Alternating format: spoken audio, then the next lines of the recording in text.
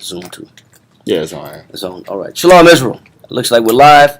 The water for coming out to Wednesday's class. I know last week we were preparing for the memorial blowing of the trumpets, and we were going through kind of like some understanding about what mind frame to be in, what mind frame to have going into these high holy days. You know, I think we explained, you know, the significance of the first month being the seventh month, being, you know, the first day, and then the 10th day being Day of Atonement, and then the 15th day being Feast of Tabernacles. But before we get started and kind of get back on that same vein, we want to first of all say shalom to our brothers and sisters out there in New York, SOW in New York, and Virginia, Houston, our brothers out in California, Albuquerque, Florida, Cabo in London. Atazai in London, Cabo in Guatemala, and all of the brothers and sisters out there that's extended to him as well. We want to say shalom. We got another high holy day coming up, but I think we need to drive and stick with, you know, knowing how to prepare for it. But I think we may, you know, save that for Friday. I think it'd be better, right? You think so? Yeah. I mean, we can do that too. No, I mean, it's not a problem. Yeah, so we can do that on Friday. I think Dawiyat, will be great for showing that inner man and what it takes and the type of repentance that it takes for the Most High to acknowledge our sacrifices in order for Him to wipe away some of the things that we hold on to that are negatives. But I kind of want to just, I didn't want to just go memorial blowing of the trumpets and Day of Atonement. I think because all these other high holy days have significance, I think we should kind of jump back just a little bit and go back to Leviticus chapter 23 and just kind of briefly start going over the significance of all these days, these feast days of the Lord, leading up to Day of Atonement. All right? But so once again, the water for coming out and watching online, for those and sisters, brothers and sisters online, you know, shalom family. We enjoy your comments and salakia to one brother that I said I was gonna make sure I reach out to and give him a call. We got tied up. He left his number on there. We'll get back and get back on, you know, in connection with that brother. And then also for those that's coming to class tonight, that's in person, you know, the water for showing up too as well. All right, so we got a lot to cover, but let's see if we can squeeze it in this 2 to 3 hour time frame. So first verse I want to get into is Leviticus chapter 23, verse 23. Leviticus chapter 23 and verse 23. And the Lord spake unto Moses, saying, Speak unto the children of Israel, saying, In the 7th month, in the first day of the month, shall ye have a Sabbath, a memorial of blowing of trumpets, a holy convocation. Ye shall do no servile work therein, but ye shall offer an offering made by fire unto the Lord. All right, so first thing I want to do is acknowledge a question that a brother had, which was an excellent question last week that we didn't get a chance to answer online, but we'll go ahead and make this beginning part of the class to tackle that question that the brother brought out. That's a fresh hoodie right there, Joe. That's fresh. I'm not even gonna lie. That's real. Start the class. I'm not even gonna lie. Start the class. That's fire right there. That is. I got Brought to you by Johanna. Yeah, put it in. Johanna, you know, put it down on the fringes. Shout out to the brothers that's banging these fringes out, bro. It's beautiful. I wish y'all could see it. I ain't gonna do that right now, but it's fire. Right? Yeah, it's fire. Yeah. So just had to get that off my head. So I didn't want to be staring at you the whole class like, man, that's fire. Yeah. But a brother had a question last week that was a very good question about being that, because I said that the month Tishri is the first month of the year. You look on a regular calendar, you'll see Rosh Hashanah, which we know Ra'ash means the head. It's talking about the head of the year. You know, that means the head of the beginning of the year. So he was confused a little bit about why would we say that that's the beginning of the year when other verses say that there's other days that are the beginning of the year. So we're gonna. That's a good question too. Say it again. That was my question. Oh yeah, that's a great question. Yeah, I was confused by that. But we're gonna tackle that and answer that before we start the regular class. All right. So let's we just got through reading Leviticus chapter 23, verse 23. So we're gonna to tackle and answer that question about the seventh month, why we say it's the beginning of the year, and why you see it on certain calendars at the beginning of the year. First thing we got to do is go to Exodus chapter 11, verse 4 through 7. Let's go ahead and get that as one of the first verses or second verses of the class today. Let's read that. And once again, we're going here to answer a question from last week about which is the official beginning of the year. All right, because it left some individuals, brothers, puzzled. So we want to clear that up first. All right, so we're answering the question right now. Let's read that. Come, Exodus chapter 11 and verse 4 reads, And Moses said, Thus saith the Lord, About midnight will I go out into the midst of Egypt, and all the firstborn in the land of Egypt shall die. Now we know what this is. This is one of the final plagues that is about to hit Egypt. That's going to almost convince Pharaoh to let the children of Israel go. Read on.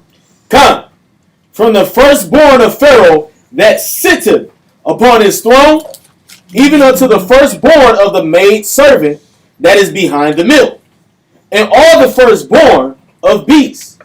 And there shall be a great cry throughout all the land of Egypt, such as there was none like it. So he said, in all socio-economical ranges, from one that sit behind the mill to even the Pharaoh's firstborn. So he was touching every class of individuals in Egypt, all social classes. All right, read. Come, nor shall be like it anymore. But against any of the children of Israel shall not a dog move his tongue against man or beast, that ye may know how that the Lord doeth put a difference between the Egyptians and Israel. So the Most High said that he wants it to be a difference between who? Israel. Between, you gotta read. Put a difference between the Egyptians and Israel. So the Most High wants it to be a separation and a distinction between his people and the Egyptians. Even though he's using Moses as a guide, a leader, a savior, to pull the children of Israel out of Egypt, a conductor to pull them out, he still doesn't want them to come out with Egyptian culture. He wants to separate them from Egyptian mannerisms, Egyptian culture, Egyptian habits, Egyptian diets, all right? Egyptian customs, Egyptian ways, Egyptian belief systems, paganistic rituals that Egypt believes in. The Most High said, I want to put a difference between my people and the children of Israel, right? Let's go ahead and read Exodus chapter 12, verse 1. Exodus chapter 12, verse 1. It's not too bad. Okay. Yeah, go ahead. Exodus chapter 12, verse 1. It says, And the Lord spake unto Moses and to Aaron in the land of Egypt, saying, This month shall be unto you the beginning of months. Now keep in mind, we just read that he said he wanted there to be a distinction and a difference between who? Between us, Israel, and the Egyptians. Between Israel and the Egyptians. So what is the Most High telling Moses right here? He said, This month shall be unto you the beginning of months. So where are they coming from? From Egypt. They're coming out of Egypt, meaning they're coming from an Egyptian calendar. Meaning they're coming from an Egyptian solar calendar. It's like if we left America today, we would have to let go of fast food. We have to let go of the music. We have to let go of the diet. We have to let go of all the old memories and feelings, right? The sports. For the sports, it might not be a bunch of people playing basketball in the kingdom. It might not happen. That might not be the sport of choice. It might not be the focus. Right? Yeah. Just the classic things we like. Valentine's Day, Mother's Day, Father's Day, people hanging out. It's summertime, bro. Let's go to the beach. It's time to enjoy 4th of July. Go barbecue with the family. Right. People really do harp on those feelings. Yep. So you think it was the same way when we were in Egypt at the height of its culture? Yep. Absolutely.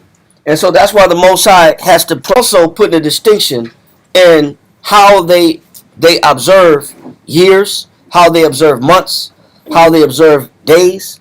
Because the Egyptians, when you look at their calendar system, they had a year being 365 days. And they had 3 seasons, 120 days for each season. So 120 times 3 is what? 360. So, but they had a calendar that said they had 365 days. So they were short 5 days. So what the Egyptians would do is they would add a little month to cover those 5 days to make up the time that they were off in their calendar. So the Most High, when the Most High is separating the children of Israel from Egypt, He's also separating them from how they tell time. All right? So He said, thou shalt put a difference between the children of Israel and Egypt, right? He says, and the Lord spake unto Moses and Aaron in the land of Egypt, saying what? This month shall be unto you the beginning of months, and it shall be the first month of the year to you. So now, He's saying, when I pull you out, we're going to start the calendar over. You're not coming into this new land that I'm bringing you into. You're not bringing that old calendar system with you when I pull you out of Egypt. So you're not pulling out the observances of those calendars and those individuals that are being honored in that calendar in those months. Because it'd be like, okay, it's about that time, y'all. Yeah. It's time for the parade. It's time for spring break. It's that time we're about to have a good time. It's getting cold. You know, it's about to be that everybody's let's get together and get our cinnamon and get our little pumpkin spices and just hang out and be together and just enjoy a good time. Right. Those familial spirits are there. Yep. And that season's about to change. Familiar spirits, like. Yep. And that season's about to change on them. And so what he's doing is he's hitting the reset button, and we're going to figure out, we're going to show why that's critical, why that's so important. Because when you look at Egypt, and you look at what Egypt observed, I'm just going to read this real quick. Let me pull this up. All right. Let me pull this up real quick. Egypt had the first month was the birth of Osiris. Another month was the birth of Horus. Celebrating Horus. Another month was the birth of Set. Wow! So every month is a god. Another month was the birth of Isis. Wow! So every month in Egypt, their calendar was a month to celebrate who? The gods. A deity. Their God. Their God. Gods. So why was it important that the Most High said, you know what? We're going to start this calendar over. Yes, sir. Oh, I'm sorry. Threw me off. So they stopped celebrating, stopped following and observing their gods. Exactly, because that's where their months were observed after. That's where their months were. They prayed to those. They celebrated the birth of those deities at those months. When you look at January, we do it today. January is for who? Janus. The two-headed Roman god. So when you think when Christ returns, we're going to be celebrating January? We're going to be observing January and calling that month January? No, that's not going to happen. There will be a reset also when Christ returns as well. Just like what the Most High is doing when He's pulling the children of Israel out of Egypt, He's taking them away even from their observances of what the Egyptians observed and what they call their months. They celebrated 3 10-day weeks. Yeah. 3 10-day weeks made a month in Egypt. So how are you going to honor the Sabbath if your week is 10 days long? If you still got that Egyptian calendar system in your head, You're not going to do it. you're not going to do it.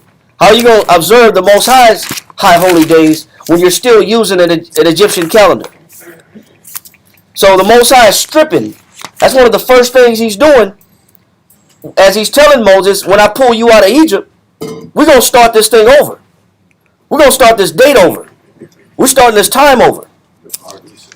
Yeah, because you're not going to be using that solar system, that solar calendar that they use in observance of all those Egyptian pagan deities. All right? So read that again, verse 1. Exodus chapter 12, verse 1. And the Lord spake unto Moses and to Aaron in the land of Egypt, saying, This month shall be unto you the beginning of months. All right? So we say we're going to start over. It's going to be the beginning of the months. Read. And it shall be the first month of the year to you. And it's going to be the first month of the year to you. Right? Read on. Verse 3. Speak ye unto all the congregation of Israel, saying, In the 10th day of this month they shall take to them every man a lamb, according to the house of their fathers. Now before we get into it, because basically what he's telling them is this is about to be how you observe Passover. All right? So before we go there, though, let's go to Exodus chapter 13, verse 3 and 4. Before we go there. And Shalom family online, brothers and sisters online. You know, we enjoy your company as brothers. And we hope to celebrate and fellowship one day. Let's read that. Exodus 13, verse 3. And Moses said unto the people, Remember this day. He said what? Remember this day. Now the Most High told him what this day is. He told him what the significance of this day and what it's going to be. He already told him it's going to be the first day of the year. All right? He said, now Moses related that to the people and said what? And Moses said unto the people, Remember this day. So how do you remember a day? You make it a calendar date. That's how you. That's the only way you can remember. That's how you're going to remember the day. You got to make it a regular thing annually. He said, remember this day. Read. In which ye came out from Egypt. He says, this day is important. The day you came out of Egypt. Read on. Out of the house of bondage. Go ahead. For by strength of hand, the Most High brought you out from this place. He said, the Most High, through strength of his hand, brought you out of this place. Read on. There shall no leavened bread be eaten. Go ahead. This day came ye out in the month Abib. He says, and you came out in the month what? Abib. Now, last week, I mentioned that Tishri was the first month, right? Now, the Most High is saying that the month Abib is the first month. Now, if you've read this before, then what last week class would have confused you. Because you would have known, man, I thought you said Tishri is the first month. But now the Most High said Abib is the first month. Which one is right? 1 Corinthians 14:33.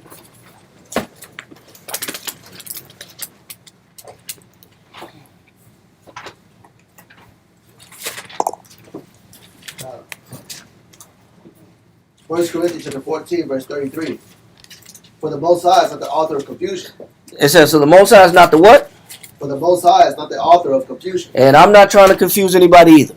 The Most High is not the author of confusion. The idea is not for you to get confused on the first day of the year. So we won't go and explain this because last week the question came from that. So which one is the first day of the week? What is the first day of the week?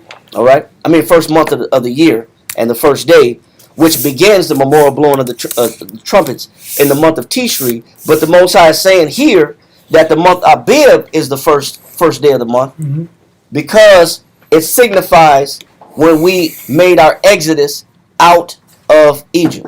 All right? Give me First Ezra chapter 5, verse 6. Because we're going to make it clear. Give me First Ezra chapter 5, verse 6. Now that word Abib, A-B-I-B, it means green ears. That's what the word Abib means. It means green ears. All right? First Ezra chapter 5 and verse 6. Who spake wise sentences before Darius, the king of Persia, in the second year of his reign, in the month Nisan. It says the second year and the first month of his reign and the month what? Read that part again. I'm sorry. Come from the top. First Ezra chapter 5 and verse 6. Who spake wise sentences before Darius, the king of Persia, in the second year of his reign, in the month Nisan. I'll say in the month what? in the month Nisan, in the month Nisan. Go ahead. which is the first month. Now we got an apocrypha, and we reading that Nisan is the first month. So we said last week that Tishri was the first month, which is the seventh month. Mhm. Then we reading that Abib is the first month, because that's when we came out of Egypt. But we also now in the apocrypha reading that the first month is called what? Nisan. Nisan. So which one is right? Which one? first? Everybody just looks like Price is Right. Yeah, you know what I'm saying? Dollars. So which one is correct? Take your pick. Take your guess. Tishri. So which one's correct? We'll take your pick. Which one's right? They all say in the first month. Which captivity one be? Yeah. All the above. They all mean the same thing. Choice A, choice B, choice C. All right. So now that's Hebrew trivia right here. yeah. That's Definitely Hebrew trivia. but that's why we're doing this, because we don't want to confuse anybody. Because you may read the Bible and see different first months, so you got to know which one is which. And Abib, it's the beginning of the month. We came out of Egypt, and that month is between March and April. All right. Now, why is that important? When you look at, somebody give me the definition of the word Tel Aviv. Tel Aviv is a city in Israel, right? What's the meaning of the word Tel Aviv? What does Tel Aviv mean? 'Cause we all know they party over there in Tel Aviv in the city in Israel. What does it mean though?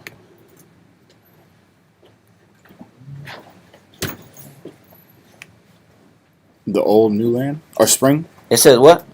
Spring. It means spring. Because Aviv is the same as Abib. It's the month Yeah. Abib. Oh yeah. Yeah. So Abib and Aviv is the same word. Syrian. It's Syrian, which means spring. Yes, sir. Can you spell that word? I'm so sorry. T-E-L-A-V-I-V.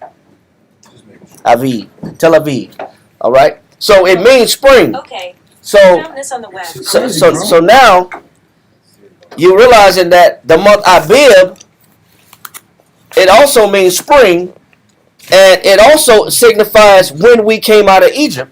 So obviously we came out of Egypt when? In the springtime. All right. Also, when we just read in First Ezra chapter 5, that month Nisan is also the same month. It's just in the Old Testament it'll say Abib, but after the Babylonian captivity they called the month Nisan. But it's the same month. That makes sense. So Abib, Aviv, Nisan are the same month. It all starts in spring between March and April. We got that? And it also, there's another reason why that's important too, because it's right around that time of year where you have what's called the spring equinox. Anybody know what that is? It's March 21st. It's when It's the beginning. It marks the beginning of the season of spring. That The first day of March. But It- also the Time equinox, change. Where the earth is located. at the spring equinox, it's an equal amount of days and night. The days and the night are equal. They're both the same. So you usually Equinox. yes, it's equinox. Okay. And it's the days, actually equus means equal and nox means night. So there's the same amount of days as it is nights. You got 12 hours of the day, 12 hours of the night. So during that time, is the earth is at an even space on all latitudes where you got same amount of daylight, same type of night. But during that time is spring. All right. Now, depending on what captivity we're in, something happens and something changes. Now, somebody pull up the Roman goddess Flora. Flora. Flora. Now, flora in Spanish would be what? Flowers. Flowers. Now, let's read the definition of flora. Flora was the Roman goddess of flowers, often associated with the coming of spring. Also associated with what? Spring. So if we're the children of Israel and we're in captivity in springtime, what deity would we be worshiping? Flora. Flora.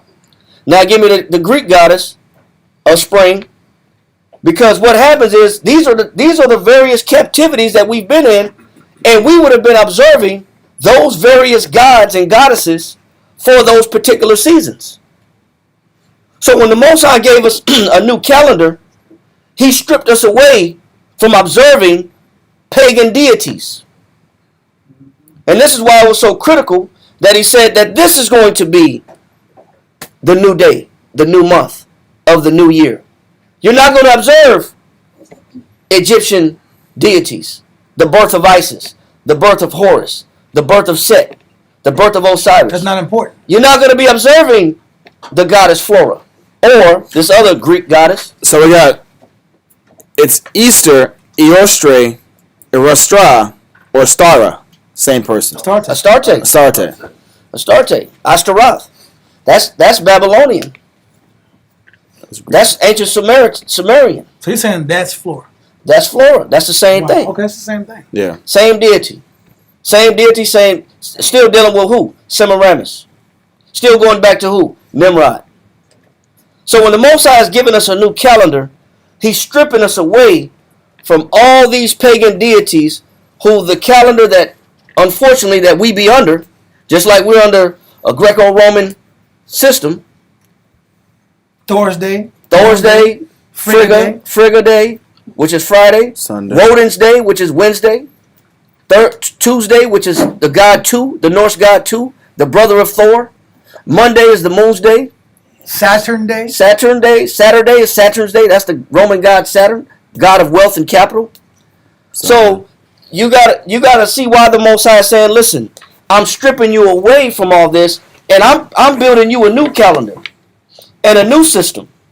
You're no longer going to be observing those days with those individuals in mind. You're not even going to be naming those deities. All right?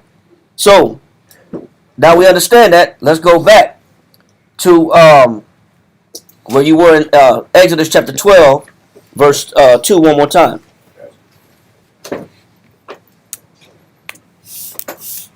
Exodus chapter 12, verse 2. It says, "This month shall be unto you the beginning of months. It shall be the first month of the year to you." So now, when you look at, biblically speaking, the first month of the year is what? We just went over it. What is it called? Abib. And what else? What else is it called? Nisan. Nisan. Same month. When does it happen? When does it start? Spring. Spring. Between March and April. It changes because the time, the days are not always the same. Don't fall on the same day all the time. That's why they say between March and April. So, but when you look at a regular calendar and you see Rosh Hashanah, which is the first day of the Jewish year, now why are they saying that that's the first day of the year? The reason goes back to, one, it's called the sacred year. The sacred year is the year that was instituted, that we observed, that we just read out of Exodus chapter 12. That's the calendar known as the sacred year. The other calendar that you find today, the Jewish calendar, is called the civil year. Just like you have a regular year, and then you have a not a leap year. You have a fiscal year. Oh, financial year. Like a financial year is different. That's basically set aside for records. Doesn't the financial year start in over in January, right? It starts over in January, but it ends in October. Yeah. But civilizations had a fiscal year, so to speak, but they also had a regular calendar year. Well, so did the Hebrews. The Hebrews throughout time had more than one calendar. We had the sacred calendar, which is also called the ecclesiastical calendar or ecclesiastical year, which is what we're reading about in Exodus chapter 12. But also we had what's known as the civil year, which began the 7th month, the first day of the month, which is the memorial blowing of the trumpets. And that's also known as the agricultural year. All right? Because that also signifies, which we know, Day of Atonement. On the Day of Atonement also starts what other high holy day? First fruit. No. We talked about it last week. Jubilee. Yeah. All right? So, not to confuse anybody, but around the 1100s is when the civil year was brought out. Now, how do you get to the civil year? What was the significance of the civil year? The civil year was what Jews did in the 1100s to actually trace back the genealogy, tracing back the years of who was on earth and how long they lived. So if you trace back the genealogies of who was on earth and how long they lived, like you read about Methuselah living 956 years old. So all they did was just write down all the patriarchs in the Old Testament, in the Torah, and they started charting and dating back to Adam. And then from Adam, they figured out how many days he lived. And then from his time, they signified that this day was the date of creation. So one calendar, which is the civil calendar, which starts in the month of Tishri, which is the 7th month, which we just talked about last week, being September 1st or September 14th, is the beginning of a new year. This is why if you look at a Jewish calendar today and you see September 4th before sundown, you'll see the month Elul, which is the 6th month, the 28th day, year 5783. After sundown, you'll see the first month Tishri, 5784. So we got two calendars. And this is why we're bringing this out, so nobody's confused. So if you're reading in history, whether you're reading in anthropology, and you're reading some old text, and you see this year is the sacred year, you know what it's referring to. It's referring to us coming out of Egypt, starting in the month Abib. Or if you see this year in the civil year, you know that it's referring to the date of creation, when creation was supposedly had started, dating back from the genealogy of the patriarchs. Anybody confused? So sometimes it's referring to civil year or the day of creation? The civil year is based off dating back to finding when creation started, based off how many years each person that we read about in the scriptures, how long they lived on earth, backdating and backtracking their origin to Adam to creation. That's the purpose of that civil year. Yes, sir. Concerning something dating back to the patriarchs. So, like for example, Adam. So it would be from when he was created to when he died. Yes, because it tells you how many years he lived. Oh, okay. So then they figured that out through process of elimination. Okay, he lived this many years. So before that, then that's when the Most High created the earth. So that's what the civil year does. It records that type of history, that genealogical history. But the sacred year starts when? When we came out of Egypt. But although it may have a different name, because the name has changed after the Babylonian exile, but it's still referring to the same month. All right? So the sacred year is why the calendar is 500 some years old, correct? The civil year. Okay, the civil year. Okay. Yes. The civil year. Okay. But not the sacred year is based off. The sacred year is based off of Exodus chapter 12, when we came out of Egypt and the Most High gave us a fresh calendar. We understand that. So does that answer the question? It's just basically there's two calendars. It's two calendars. And So so a civil calendar and a sacred calendar. Right. Yeah. Yes. I'm just confused on the timing. The calendar started the first month's spring, the equinox. Read that again in Exodus chapter 13. Yes, sir. Read Exodus chapter 13, verse 3 and 4 one more time. Whoever had it. 'Cause we don't want to confuse anybody. But you need to know this, because when you read history, you may see this year is the sacred year, this month, sacred year, this, or sacred month, or the 7th month of the sacred year. This is the first of the civil year, first month of the civil year. You got to know what they're talking about. Which calendar they're talking about? What calendar they're referring to. All right? Read that. God. Exodus 13 and verse 3. And Moses said unto the people, remember this day, in which ye came out from Egypt, out from the house of bondage. For by strength of hand the Most High brought you out from this place. There shall no leavened bread be eaten. This day came ye out. He said, this day came ye out. Go ahead. in the month Abib. He said, you came out of Egypt in the month what? Abib. And that was in the what? In the spring. That was in the springtime. We came out of Egypt in the spring. So he said, mark this day and don't forget this day. That starts the sacred calendar, what's known as the sacred years. Yes, sir. Well, who was there a man that started to read and Nissan? I mean, Moses ascribed a bid. As far as the other ones, who did That's when we were living in Babylonian captivity, and under Babylonian captivity, what months are you going to be naming these months? After who? For example, the month Tammuz is like the God Tammuz though. it's like the 6th or 7th month. Let me see if I can find it real quick. For example, somebody pull up who Tammuz is, right?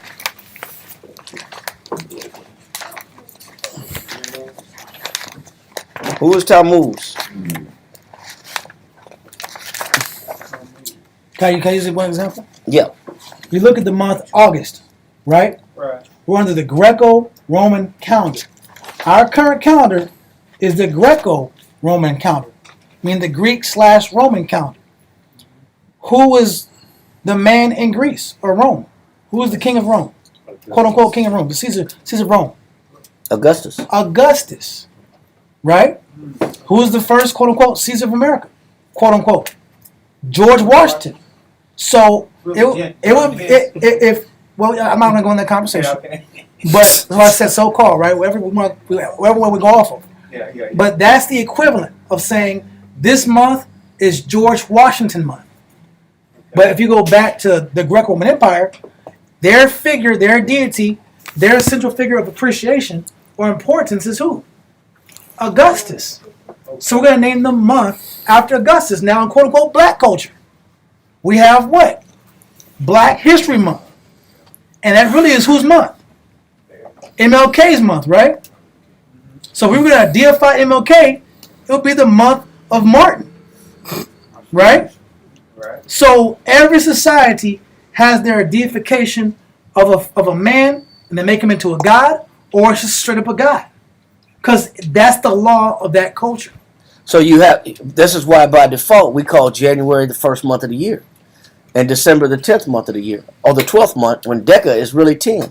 But when you look at Tammuz, Tammuz is actually like the 4th month of the Hebrew calendar. But why do we give Tammuz? Why are we naming this month Tammuz? Who was Tammuz? Who got it?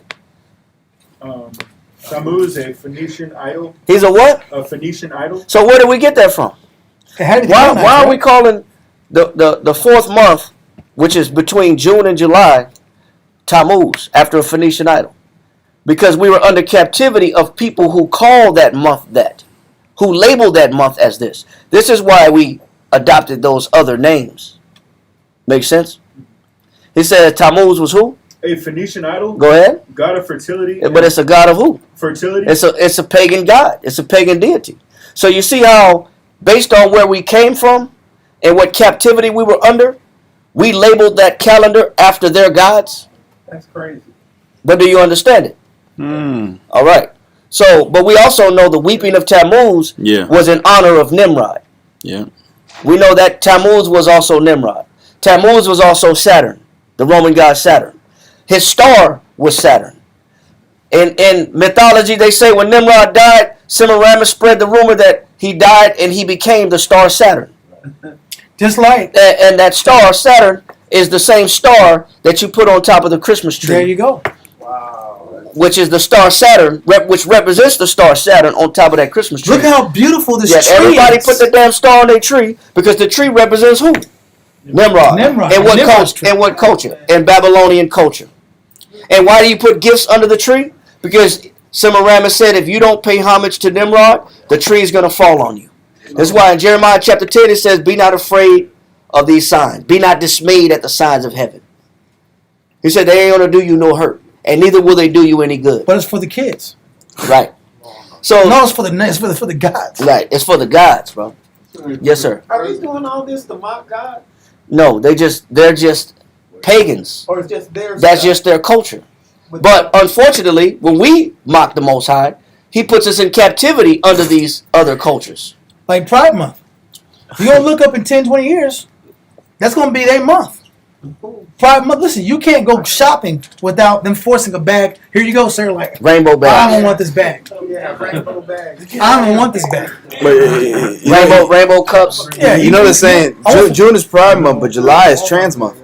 So Oh. now the calendar's shifting again. So 2 months. So we're gonna have petty month too. We're gonna have back eye.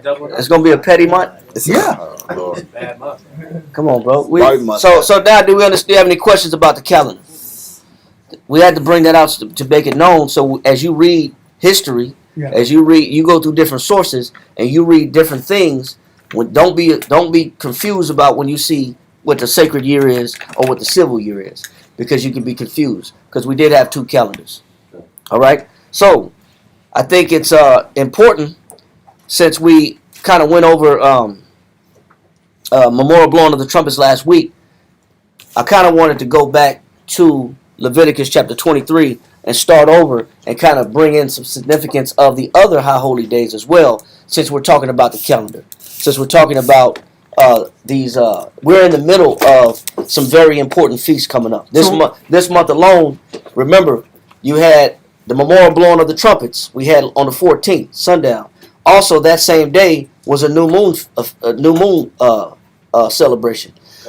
So, and then you had the Sabbath, and then this week coming up, this Saturday coming up, you have Day of Atonement, which is a very critical high holy day, and then on that day also you have the year of Jubilee falls on that day every 50 years as well, and then you also have the Feast of Tabernacles or the Feast of Ingathering, which is also this month, and on the 22nd of this month you also have autumn, which is a change of seasons, which if we were under pagan captivity, we'd be worshiping the vernal equinox as well, or the winter solstice as well.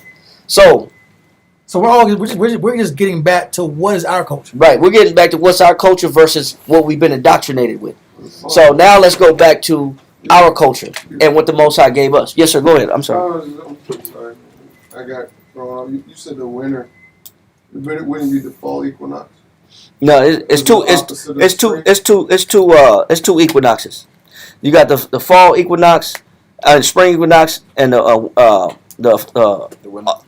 called the autumnal equinox. Then you have the summer solstice and the winter solstice. Right. So you have two different variations of days, and what they're based on is the tilt of the earth and where the sun is, based on, if this the summer solstice, then the sun is above the Tropic of Cancer, and if it's the winter solstice, the sun is below the Tropic of Capricorn. Right. So depending on the degrees and the tilt of the earth, based on where the sun is in proximity to the earth and its tilt, then you have what's the winter solstice and the summer solstice. All right. Right, which gives seasons. All right. So we understand that, right? So we do things off a lunar calendar. That's why I want to go here first. Before Leviticus 23, let's get Psalms 104:19, and somebody else get Ecclesiastes 43:8. I'm glad you brought this class up, because we don't really always get the opportunity to really distinguish what are these special holidays and how they fit throughout the world, and how they fit in comparison to other societies. We, as a camp, we just follow our holidays because this is our culture. But to know where these other cultures came from and how it affects our people, and now it shows the significance of why it's so important to get back to our culture. Right. Right. What was the second one? It's the second is going to be Ecclesiastes 43:8 in the Apocrypha. Let's go ahead and get that first. Psalms. Psalms chapter 104 verse 19 reads, He appointed the moon for seasons. He did what? He appointed the moon for seasons. So this is why when we look at the start of memorial blowing of the trumpets last week, it fell on a what? Season. No, it fell on a what? Okay. Read it again. He appointed the moon. It fell on a what? The moon. It fell on a new moon. Because the new moon is what starts another month. Right? Read it one more time. First day of the month. He appointed the moon 4 seasons. The sun knoweth his going down.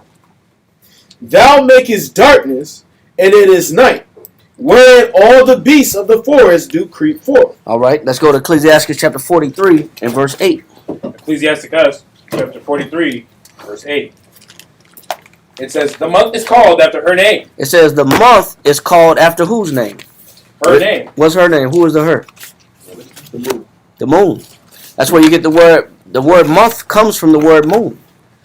And the Most High uses that lunar calendar based off months, the new moon, to signify a new month. Read it again. It says, the month is called after her name, increasing wonderfully and her changing. It says, so when you look at the moon goes through what's called phases, right? You have the new moon, and then you have the crescent moon, and then after the crescent moon, you have the waxing crescent moon, and then you have the waxing gibbous, Yeah. and then you have the full moon, and then it starts fading. Then you have the waning gibbous moon, and then you have the waning crescent moon, and then you have a crescent moon, and then in between you may have like a blue moon, or what's coming up also this month is a what do you call it when you can't look at the sun? Lunar Eclipse. Yeah, lunar eclipse. Lunar or solar? So it's a solar eclipse. It's a solar eclipse coming up. So also they got something else called a ring of fire, where you only see the edge of the outside, and that ring of fire you can't look at that directly with the naked eye. Yes, sis. The red moon, is that something that just happens now, or have we always had it? I know we just had one about a week or two ago, and it was it's when the moon is at a certain degrees in the horizon where it's observed larger. We had a blue moon too that just passed also in about a week or two ago, and you're supposed to be able to see the moon in larger visibility in the degrees. It depends on the degrees that it rises at and the time of the morning, and you could see the full spectrum. And what it said is that the glow of the moon causes a haze around the other stars, so it blocks out and shades out the stars, celestial stars. Now I don't know the significance of why it's so critical that they observe the blue moon or the red moon or the but we know it's a time of change. It represents phases. I haven't gone into learning what the blue moon represents, because a lot of times you're going to deal with astrology, and then they're going to be telling you what your lucky numbers are, and they're going to be telling you what goals to achieve and what jobs you should take and what you should turn down, what friends you should hang with and not hang with. You know what I'm saying? So they start dictating your life based off, the calendar. So I don't go into that too much, but I do know what the Most High gave it to us for. Let's read that again in Psalms 84. Ecclesiastes 43 and 8. Ecclesiasticus chapter 43, verse 8. It says, the month is called after her name, increasing wonderfully and her changing, being an instrument of the armies above, shining in the firmament of heaven. The beauty of heaven, the glory of the stars, an ornament giving light in the highest places of the Lord. Go ahead. At the commandment of the Holy One, they will stand in their order and never faint in their watches. And they shall never what? Never faint in their watches. And they'll never faint in their watches, because they're like soldiers. The Most High put them on standby. He put them in ranks. They're not moving around. They're not moving around. The Most High got them solidified. And we know what it's for. It was for a calendar. All right? So, now let's go to Leviticus chapter 23, and let's read verse 1.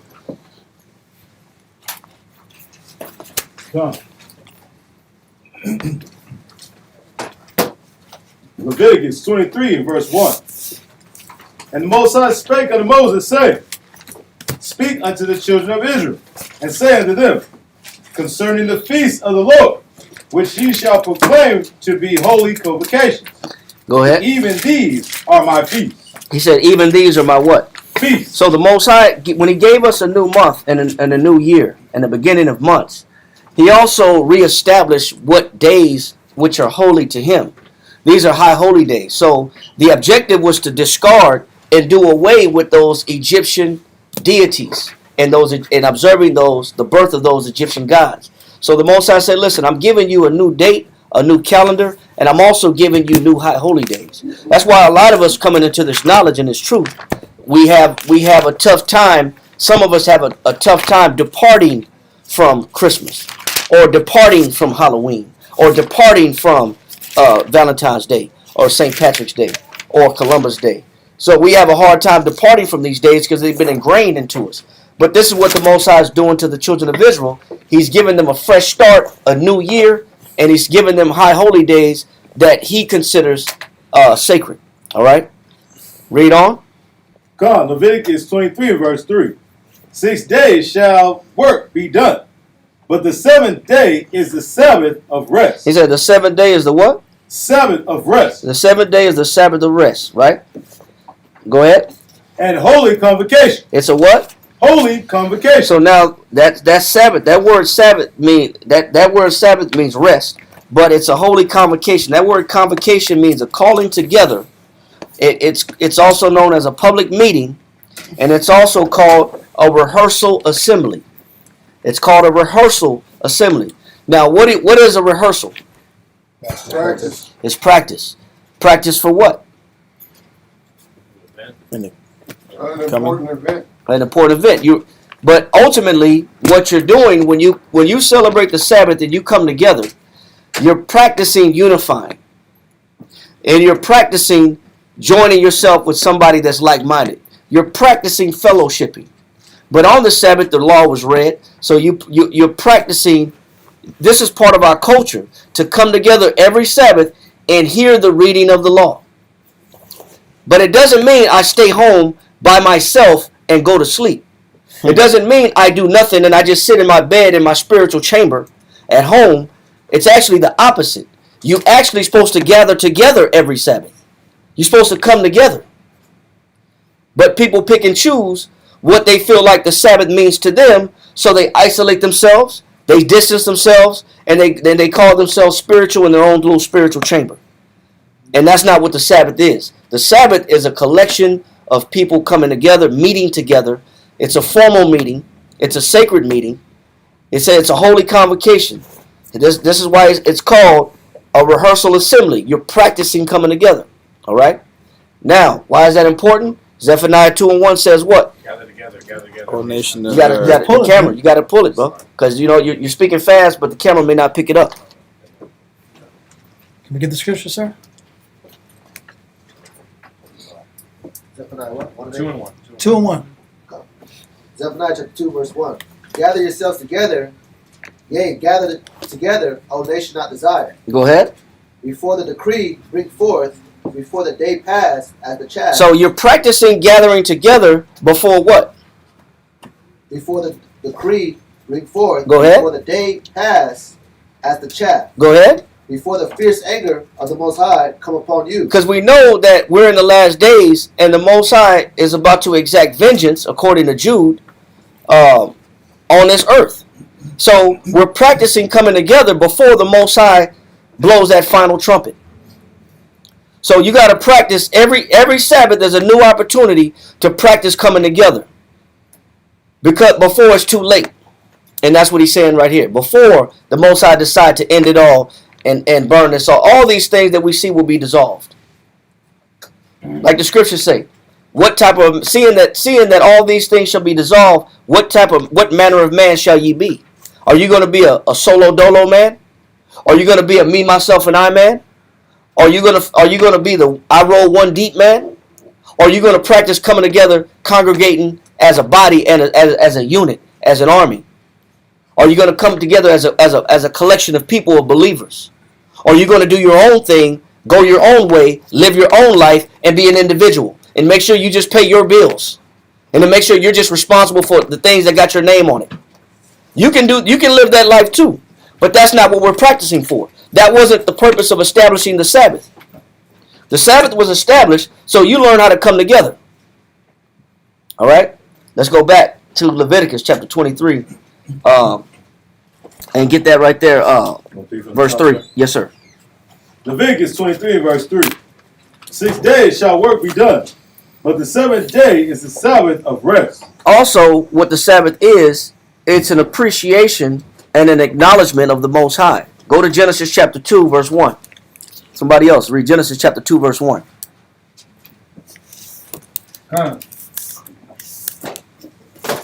Genesis chapter 2 and verse 1. Read that.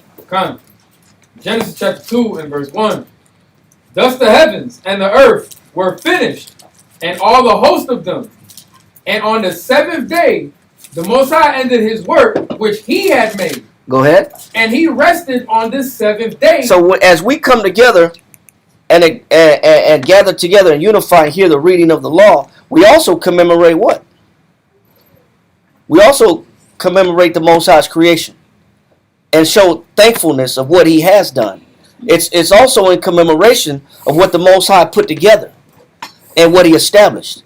Because in a smaller form, we're doing what the Most High is doing. The Most High created the heavens and the earth in 6 days. On the seventh day he rested. He's passing us the same ceremony, but in a smaller, week span. Because we don't have the Most High's lifetime. So we know a day unto man is a day unto the Lord is 1,000 years to man. We don't have that time frame.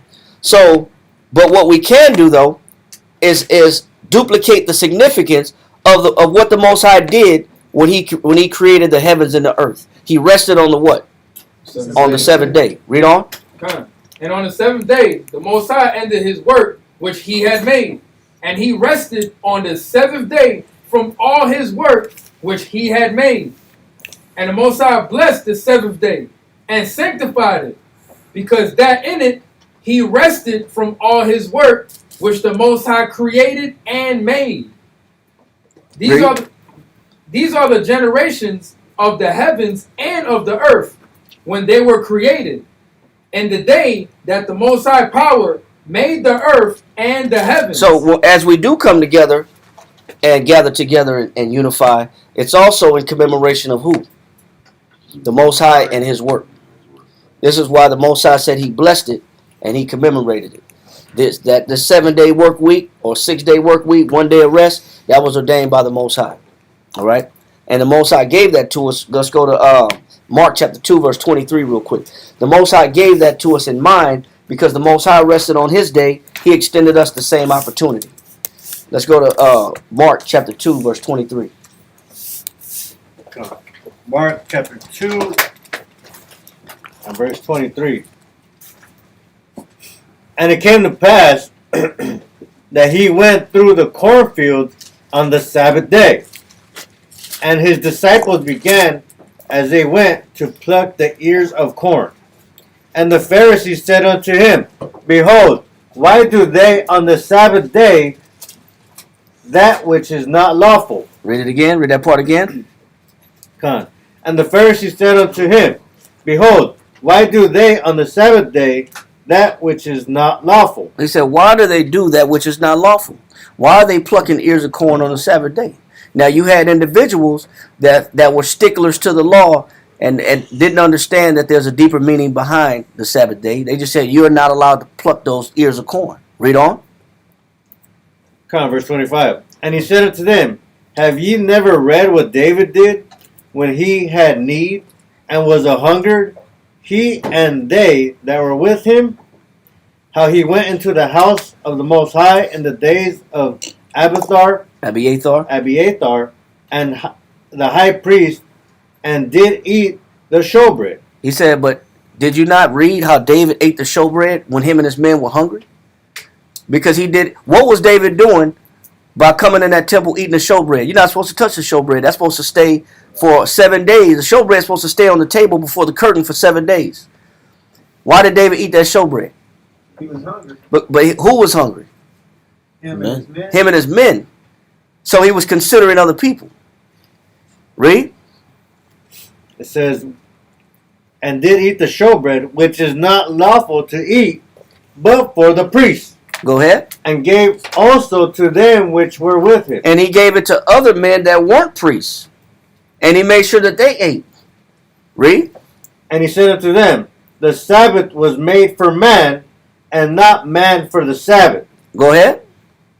Therefore the Son of Man is also Therefore the Son of Man is Lord also of the Sabbath. So when it comes to Christ, what does Christ say the Sabbath is supposed to be about? Just being a stickler of the law? Or finding somebody to share yourself with? Finding somebody to unify with and take care of? If you're doing that, then you're doing the works of Christ. And this is why they wanted to find blame, but Christ said these men are not to blame for doing this. Because this is about making sure that we're sustaining life. Why jeopardize life because it's the Sabbath? The Sabbath was not the Sabbath. The man was not made for the Sabbath. The Sabbath was made for man. Life is more important than being stickler to rules and laws. Not saying the Sabbath is wrong. You shouldn't observe it. But what he's saying is there's always a greater meaning behind the Sabbath. They didn't understand it. They didn't understand that I'm supposed to be showing mercy on the Sabbath, even if it is the Sabbath. I'm supposed to be showing charity on the Sabbath, even if it is the Sabbath. I'm supposed to be giving hospitality on the Sabbath. So if I see a hungry man on the corner and it's the Sabbath, but I got what that man need, but I gotta say, you know what? I can't do nothing for this man because it's the what? The Sabbath. Do you think Christ is gonna be with that? Is okay with that? I rolled down my window. Hey, brother, I would take care of you, but you know it's the Sabbath, bro. Look, bro, you gonna be here tomorrow? I'll be back. I come through this way all the time. I'm always at this light. Be here tomorrow. That brother hungry now. that brother been out the sun burning up today. But I'm gonna say, hey, brother, meet me back here tomorrow. I take care of you. I look out for you. What's more important, the observance of the Sabbath, being a stickler to it, or having compassion on your people? So you're saying the Most High is about Israel being humanitarian? Absolutely. Because Israel is not humanitarian. Right, and they'll use something like a law to justify why they're not, and why they don't want to do, and why they want to criticize. Yes, sir. I might have something wrong, but but I thought the Sabbath was a holy day between you and the Lord. It's a holy day that you're supposed to come together as a people and eat together. He said it's a holy convocation. He said it's a feast. Okay. So it's not for you to eat by yourself. You're supposed to feast with who? Myself. Your people. But a lot of people will take the Sabbath and have their own definition and want to isolate themselves because, truth be told, they want to be by themselves anyway. Truth be told, they don't want to extend themselves anyway. Truth be told, they don't want to congregate anyway. They enjoy solo activities. So the Most High has to activate and initiate a law to get us to come together every week. To come out of ourselves. Right. And still show Christ as being the purpose behind the Sabbath as well. All right? So let's go back to where we were in Leviticus chapter 23. This time verse 5. Come. Leviticus 23 verse 5.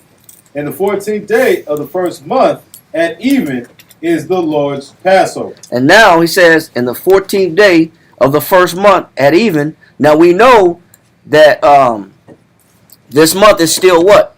In the sacred year. It's still known as what? Abib. It's just the first month. It's the month Abib. Or also known as what? Nisan. All right? I'm repeating it for a reason. Because that way you can start embedding these names when you read Abib or you read Aviv. It's still the same thing. Abib, Aviv, same month. Or you read Nisan, same month between March, April. All right? Say it again. Or Tariq. No, Tishri. No, Tishri is the 7th month. Okay, my fault. I thought that was one of the first months. No. Okay. It's the first of the civil year. It's the first month of the civil year. It begins the civil year. But not the sacred year. Okay. Abib is the first month of the sacred year. And I want to keep saying that also so that you can distinguish when you see this in history, or you see this in writing, or you see this in anthropology or historical records. You don't get confused. So he says the 7th month? Yes.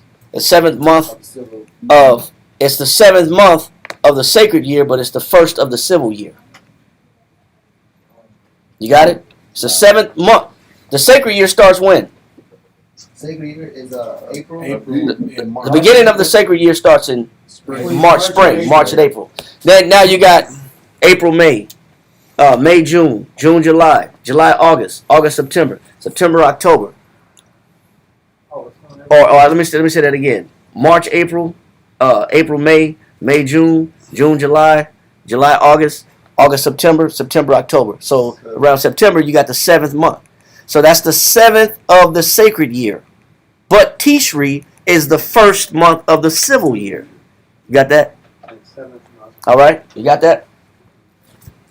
So Leviticus chapter 23 verse 5. Eventually, if I keep saying it, you'll get it. All right. If you were taking notes and you got it on your notes, you'll get it. You go back and read your notes. You'll get it. If you got to watch the class again, watch it again. All right. Leviticus chapter 23, verse 5. Leviticus 23 and verse 5. In the 14th day of the 1st month. 7. Read that. So that way some people may not know that.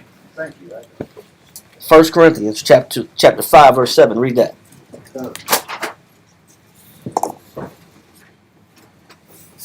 1 Corinthians chapter 5, verse 7. Okay. I'll make sure the internet looks strong. Read that. 1 Corinthians 5 and 7. It says, "Purge out therefore the old leaven." So as we observe these high holy days, particularly as we observe the Passover in the springtime, the month Abib or Nisan, as everybody get decked out, throwing their garments in nice dresses, they go to Passover. He says, make sure you come to Passover, but you purge out the what? The old leaven. So make sure that you get rid of that old leaven. That old leaven is that old influence, that old negative influence that we talked about last week that defiles a man. All right? That which is what last week we talked about. What should you remove coming into the memorial blowing of the trumpets? Does anybody remember? Any strife you have with a brother? Strife you have. Leave at the altar and go fix that fence with the brother. Yes, the issues that you have, that negative influence, that negative outlook that you got towards your brothers, And the tongue. the tongue being a heart murder or a tongue murder, committing tongue murder, talking bad behind your people's back, thinking that the Most High is not hearing. He said these are the things that you got to get rid of. That's the old leaven. Before you go to the Passover, you got to get rid of that. You got to get rid of that negative outlook, that negative perspective, that negative, that condemning mentality that you have towards your people, or that accusatory mind frame where everybody's guilty in your eyes and nobody means you good, so you're justified in looking at people negative. All that has to go as you come into these high holy days. The memorial blowing of trumpets is the call to wake up out of your strife and to remove that strife before you even begin to commence to come and partake in these high holy days. So read that again. 1 Corinthians 5, verse 7. Purge out therefore the old leaven. So we know that old leaven is that old negative influence that you've been holding on to, all the grudges you've had all year. Get rid of it as you approach these high holy days. Read. That ye may be a new lump. That you're supposed to be a new what? A new lump. A new lump. You're supposed to be a new man or a new woman. Read on. As ye are unleavened. It says you're supposed to be unleavened. You're supposed to be unleavened, meaning you're supposed to be impartial in your judgments. You're not supposed to be influenced with wrath and malice and anger and villainy and all kind of vices. You're supposed to be unleavened, uninfluenced by these things, by your passions, by your emotions and your feelings. Read. For even Christ, our Passover. It says Christ is what? Our Passover. So as we celebrate Passover, we're also recognizing who? Christ. Because are we killing lambs now? No. But we're also doing it for what? We're letting go of all the negative in us for whose sake? For Christ's sake. Christ is our Passover. All right, so let's go back to Leviticus chapter 23, and we're going to pick up in verse 6. Come. Leviticus 23 and verse 6. And on the 15th day of the same month is the feast of unleavened bread. It said, now here we go again. I'm going to ask you again. On the 15th day of the same month, what is that month? Abib. Abib, or also known as what? Nisan, which is what time of year? Spring. Read. God. The same month is the feast of unleavened bread unto the Lord. He said it's the feast of unleavened bread unto the Lord, so it's the Most High's high holy day. Read on. 7 days ye must eat unleavened bread. In the first day ye shall have a holy convocation. Here it is again. So you treat it as a Sabbath. You come together, you have a holy gathering on the first day. You have a feast on the first day. Read on. Ye shall do no servile work therein. You treat it as the Sabbath. Read on. And the Lord spake unto Moses, saying, Speak unto the children of Israel. Now stop right there. Right? Stop right there. Let's go to Exodus chapter 34, verse 18. Why do we honor the Feast of Unleavened Bread? Why do we eat unleavened bread for 7 days? Let's go to Exodus chapter 34, verse 18. We can put that on the screen too. Exodus chapter 34 and verse 18. The feast of unleavened bread shalt thou keep. 7 days shalt thou eat unleavened bread. Read it again. Come. The feast of unleavened bread shalt thou keep. 7 days thou shalt eat unleavened bread. Okay, why? Why is this important? Why do we as Hebrews keep the Feast of Unleavened Bread? Read on. As I commanded thee in the time of the month Abib. Oh, there it is again. What is the season that we're in? The month Abib. And what's critical about the month of Abib? Read on. For in the month Abib thou camest out from Egypt. So why do we as Hebrews celebrate the Feast of Unleavened Bread? Because it's a commemoration of our exodus out of captivity. Do we understand that? Now, does the date make sense? Does the time make sense?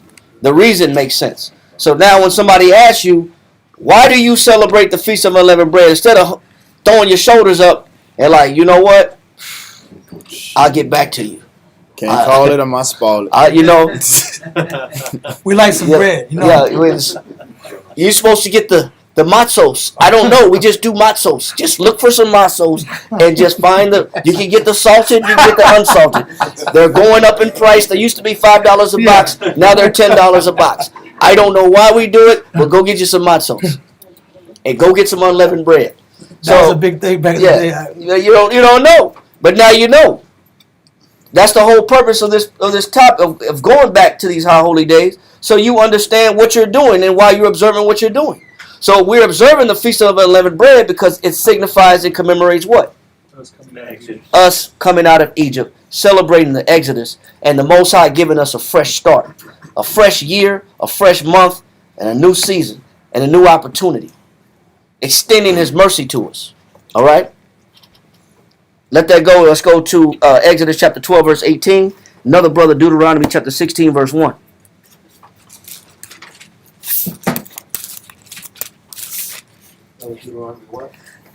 Exodus chapter 12, verse 18, and Deuteronomy chapter 16, verse 1. Exodus chapter 12, verse 18. In the first month, on the 14th day of the month at even, ye shall eat unleavened bread until the 21st day of the month at even. 7 days shall there be no leaven found in your houses. For whosoever eateth that which is leavened, even that soul shall be cut off from the congregation of Israel, whether he be a stranger or born in the land. He shall eat nothing leavened, and all your habitations shall ye eat unleavened bread. So get rid of the leaven, because it's a significant day. It represents what the Most High has done to us with the strong arm by pulling us out of captivity. Remember, we're rehearsing these high holy days because we're hoping for what? The same thing to happen again when the Most High uses His Son, Yahushua, Christ, to pull us out of this captivity. All right? So we're practicing doing the same thing coming together. It's rehearsal. Yes, sir. When does it start? We just read it. When does the Feast of Unleavened Bread start? Abib. The month Month of Abib. But what day? 15th day. It's the 15th day. Passover starts the 14th day. The next day starts the Feast of Unleavened Bread, the 15th day. So it's the day after Passover, or same night when the sun goes down, starts a new day. That also starts the Feast of Unleavened Bread. You get rid of all the leaven out of your houses. But it represents and celebrates and commemorates our exodus out of Egypt in the month of Abib. All right? Next verse. Deuteronomy chapter 16, verse 1. Deuteronomy chapter 16, verse 1 reads, Observe the month of Abib. It's, the Most High said what? Observe the month of Abib. So you're supposed to sleep through the month of Abib? Observe the month of Abib. So you're supposed to do spring cleaning in Abib. Observe the month of Abib. All right, so you're supposed to go on vacation and go to spring break, because that's what people do in Abib, because Abib it means spring. So you're supposed to go to spring break? Observe the month of Abib. Because that's how you celebrate spring, the month of Abib. Go party with some nations. Get wasted. He said, observe the month of Abib. Read. And keep the Passover. And keep the what? Passover. Read on. Unto the Lord thy power. For in the month of Abib, the Lord thy power brought thee forth out of Egypt by night. He says, by when? By night. So it was in the springtime, 14th day. That night we left Egypt. 15th day is unleavened bread. Oh, okay. He said Passover. You got to read it. You got to stay with it. All right? But it's saying the same thing. Can y'all see that it's saying the same thing over and over? What is he saying? Remember? Remember this day what? Abib. Why is this so important? That's when we left Egypt. Because the Most High said he requires that which is past. As we celebrate these high holy days, they have other significances. They have modern day significances also. All right? So let that go in Deuteronomy chapter 16, verse 1. Somebody give me Matthew chapter 26, verse 26. Matthew chapter 26, verse 26.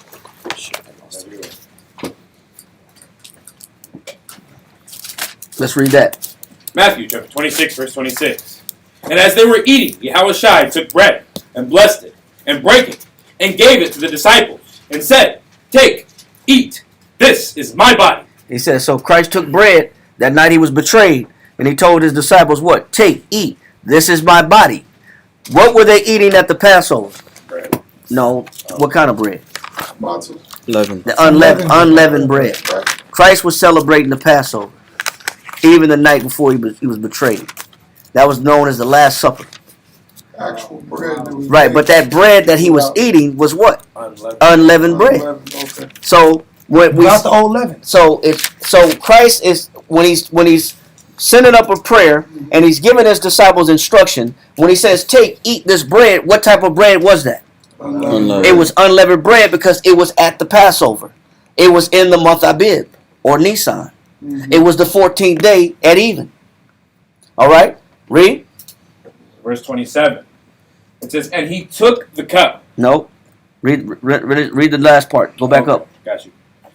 It says, And blessed it and brake it and gave it to the disciples. Go and ahead. said, And said what? Take, eat, this is my body. So now in our day and age, we celebrate the Passover not just because we came out of Egypt on that month, but what is that unleavened bread that we're partaking in? Christ. You're saying that when I eat this bread, I'm going to do this in significance and remembrance of Christ. I'm doing this in honor of Christ. My life now is going to be dedicated to who? Christ. That's what you're signifying now when you observe the Feast of Unleavened Bread. It's not just that you came out of Egypt, but you're now making a new change and you're now living your life after Christ. Because Christ is that unleavened bread. All right? Read on. It says, Take, eat, this is my body. And he took the cup and gave thanks and gave it to them. All right. Now, Exodus chapter 23, verse 14. Let's go to Exodus chapter 23, verse 14. So, we still holding Leviticus? Con.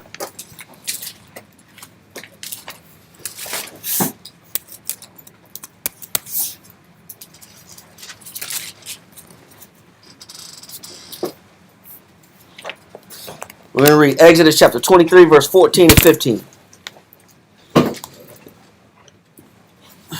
Exodus chapter 23, verse 23. 23 and 14. 23 and 14. Okay, so 23 and 14. 3 times thou shalt keep a feast unto me in the year. So the Most High not only are we supposed to keep the Sabbath, but there's 3 feasts that stand out among all the convocations. There's 3 feasts that are extra significant to the Heavenly Father, that more is being required of you than just to show up and congregate and eat together. So there's 3 major feasts, and he's about to give a list of these 3 major feasts that you're never supposed to miss. All right? So let's read that again. God, 3 times thou shalt keep a feast unto me in the year.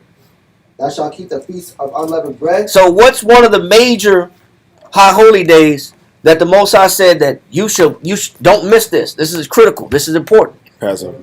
You know, he said Feast of Unleavened Bread, which is in the same time as what? Passover. Sometimes you'll read that the Feast of Unleavened Bread constitutes both Passover and the Feast of Unleavened Bread as one holiday, because they're 24 hours apart. So you'll sometimes see the Feast of Unleavened Bread being also called Passover. So the Most High said, you're not supposed to miss this one. But we understand why, because it represents who? Christ. Read. God, thou shalt eat unleavened bread 7 days, as I command thee in the time appointed of the month Abib. Once again, what month are we in again? Abib, which is what? The first month of what? The sacred year. The first month of the sacred year. Which is also known as what? Nisan. Which is in what season? Spring. The spring. Read on. Keep saying it so we understand. Read. For in it thou camest out of Egypt, and none shall appear before me empty. Now, what's the difference between these high holy days, these 3 that he's naming? He just said it right there. You can't come what? Empty-handed. You cannot come to these feasts with nothing in your hand. You cannot show up with just lint in your pockets. Because what you're doing is you're telling the Most High, you gave me nothing all year. And is that true? Not true. That's a lie. But this is what you're telling the Most High when you show up empty-handed to a feast. You can't bring nothing.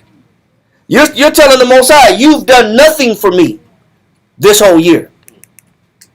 That's why the Most High said, when you come to these feasts, make sure as you show up, don't show up what? Empty-handed. Don't show up empty-handed, man. Don't come to Feast of Unleavened Bread empty-handed. Read. God, verse 16. And the feast of harvest. He said, and the Feast of Harvest is what? What is the Feast of Harvest? First fruits. The Feast of First Fruits. All right? Which Purim, right? That is the. It's also known as the Feast of Fruits, First Fruit. No, Purim is when we came out of Persian Media Empire. That was Esther. Okay. That was our deliverance from Haman, Yeah. the Edomite. All right. So the Feast of First Fruits, which starts the day after the Feast of Unleavened Bread, the 16th day of the month Abib, which is also known as Nisan, which is the first month of the sacred year. That 16th day starts the Feast of First Fruits. All right? Read that again. God, verse 16. And the feast of harvest, the first fruits of thy labor. It says the what? The first fruits of thy labor. The first fruits of thy labor, which is starting the day after the Feast of Unleavened Bread, which is the 16th day of that first month. Read on. Which thou hast sown in the field.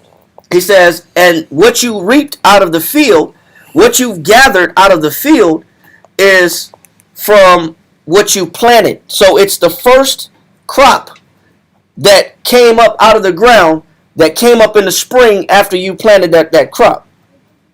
So it's the first increase. That's why I call it the first fruits. So it's significant of something though. So it's what the Most High blessed you with, that from the first thing that you planted and the first thing that came up, he says you take those first fruits and you present it to the Most High. Don't come empty-handed. Read. And the feast of ingathering. He says, and the feast of what? Ingathering. And before we go there, let's go to and talk about that feast of ingathering. That's the Feast of Tabernacles, The Feast of Ingathering is also known as the Feast of Booths. It's also known as the Feast of Sukkoth. Sukkoth also means booths or tents. It's when we dwell in tents. Why is that significant? Because we came out of Egypt dwelling where? In tents. Which we have coming up at the end of this month, which is on the 15th day of the month Tishri, which is the 7th month of the civil year. We're going to be dwelling in tents. All right? So, which is known as the Feast of Ingathering. That's when everybody gathers together. Don't come to that feast empty-handed. All right? Before we finish here, that's for, what verse you on right now? We're still at 16. 16. All right, so let's go to Leviticus 23 real quick. Chapter 23, verse 9 and 10. Come. Leviticus 23, verse 9. You were holding Leviticus, right? Yeah. Concept. All right. And Lord Let everybody get it. Come. We're gonna come back to Exodus. I'm not trying to go too fast because I don't want nobody to be confused. We're kind of running through the high holy days, but explaining the time, why it was important, why do we worship it, and what the Most High expects from us as we observe these high holy days. All right, let's read that. And the Lord spake unto Moses, saying, Speak unto the children of Israel, and say unto them, When ye be come into the land which I give unto you, and shall reap the harvest thereof. Because that's the first fruits, is that first harvest that comes up out of the ground that you grew from what you sowed. So the Most High is expecting you to give what you've earned off the top. What does that sound like? Anybody? What does that sound like? Tribute. So who said it? Tithe. That sounds like tithe. Leviticus 27 and verse 30. Read that. Next brother. Leviticus chapter 27 verse 30. Hold where you at, Yohanan. Leviticus chapter 27 and verse 30. It says, and all the tithe of the land. He said, the Most High said, all the what? The tithe of the land. Read. Whether of the seed of the land. He said, the Most High said, I don't care if it came out of a seed. I don't care if you grew it out the ground. Read. It says, like, or of the fruit of the tree. He said, I don't care if it came off the fruit of the tree. He doesn't care if it was from a vine, if it was from a root, if it was a gourd, if it was a grape. He don't care if it was a fruit off a tree. You grew it, you planted it, you earned it, you reaped it. So what does the Most High expect from all your increase? Read. Is the Most High. He said what? Is the Most High. So what belongs to the Father based off what you get every month or every week? From the fruit of your labor, what portion belongs to the Most High? That, not all of it. He said, read it again. I don't want to confuse the class. That's okay. Come. Leviticus chapter 27 and verse 30. And all the tithe. Now the word tithe means tenth. That's what the word tithe means. It means tenth. So that's why he doesn't mean all of it. He just means what? A tenth of it. So he said a tenth of whatever you produce, whatever you've grown, whatever you yield. He said you're supposed to give it back to who? The Most High. It belongs to the Most High. Is that hard to understand? It must be. And I keep that to myself. You know what I'm saying? If you know, you know. You know what I'm saying? So, but that's supposed to be what the Most High expects from all of us. He said that's mine. Read. Come. Whether of the seed of the land or of the fruit of the tree is the Most High's. It is holy unto the Most High. It's what? It is holy unto the Most High. Does the Most High look at that tithe or that tenth as a small thing? No, he don't. He said it's holy to the Most High. Read on. Come, verse 31. And if a man will at all redeem aught of his tithes, he shall add thereto the fifth part thereof. He said, and if you need it that bad, he said he'll let you redeem it back, and not give it, but when it's time to give it, you got to add what? A fifth part thereof. He said you got to add a fifth part on top of it, because the Most High is expecting it.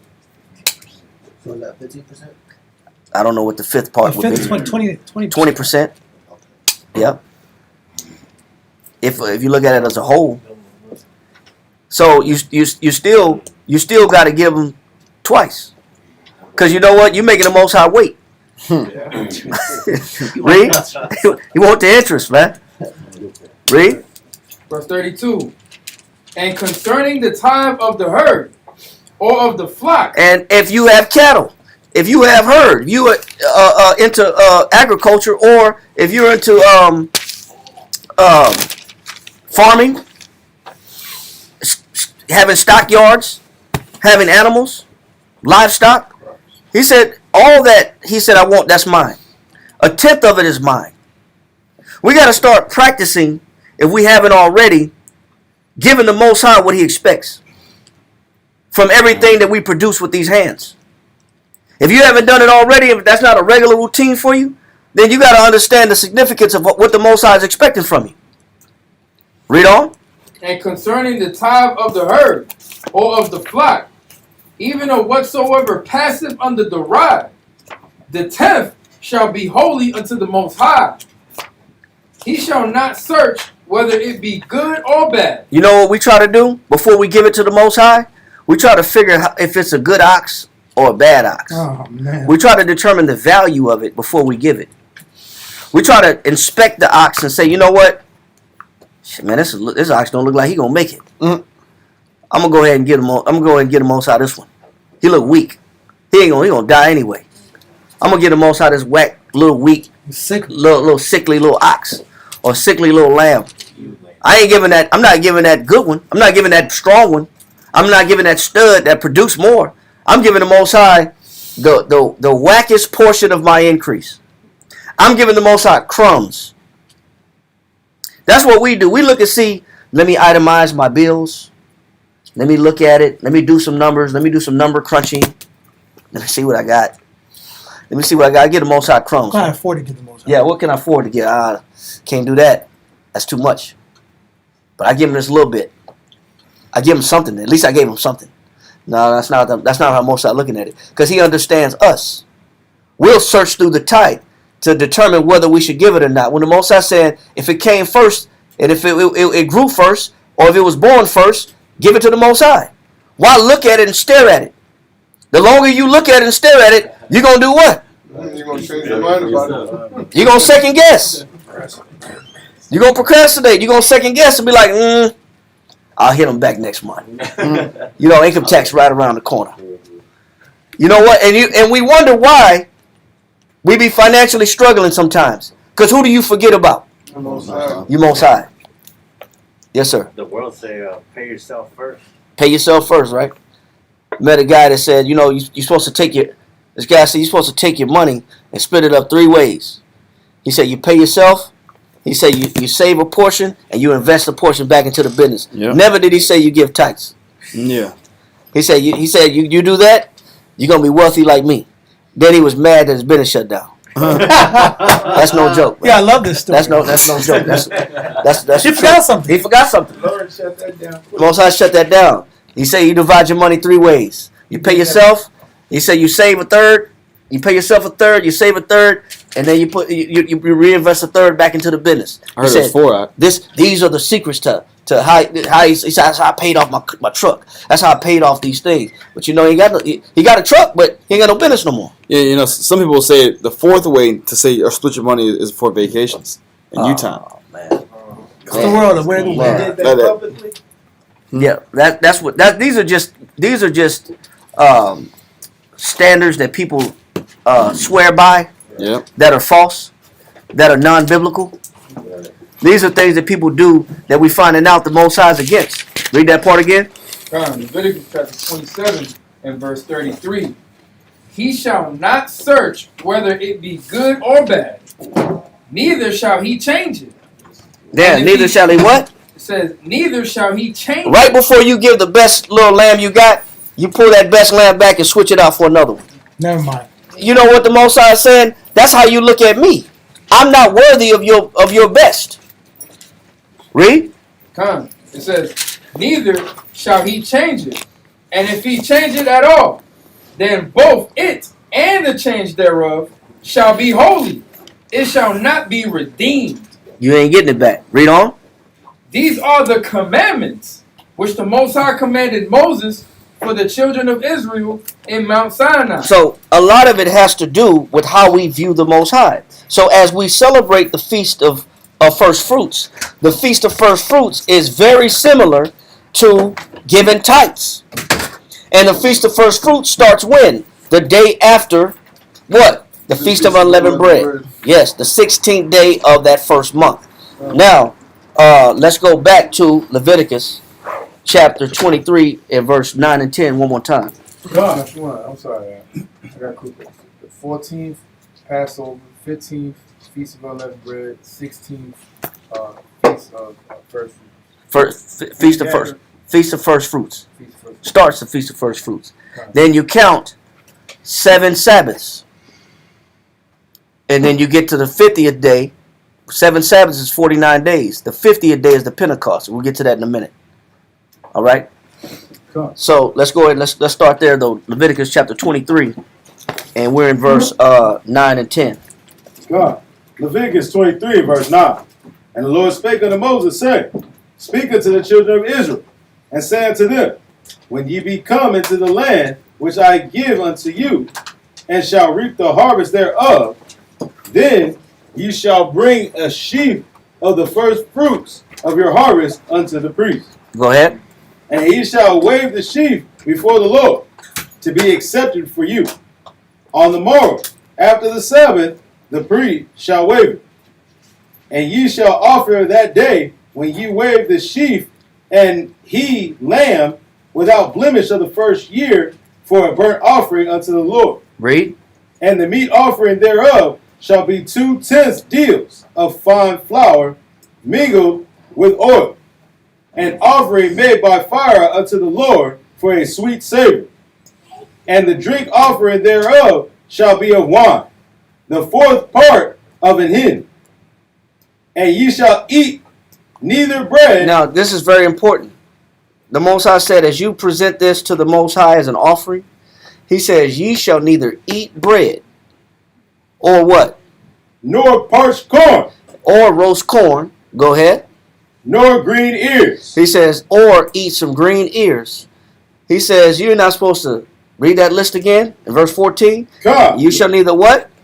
You shall eat neither bread. You're not supposed to eat bread. What else? Nor parched corn. No roasted corn. What else? Nor green ears. No fresh corn. Go ahead.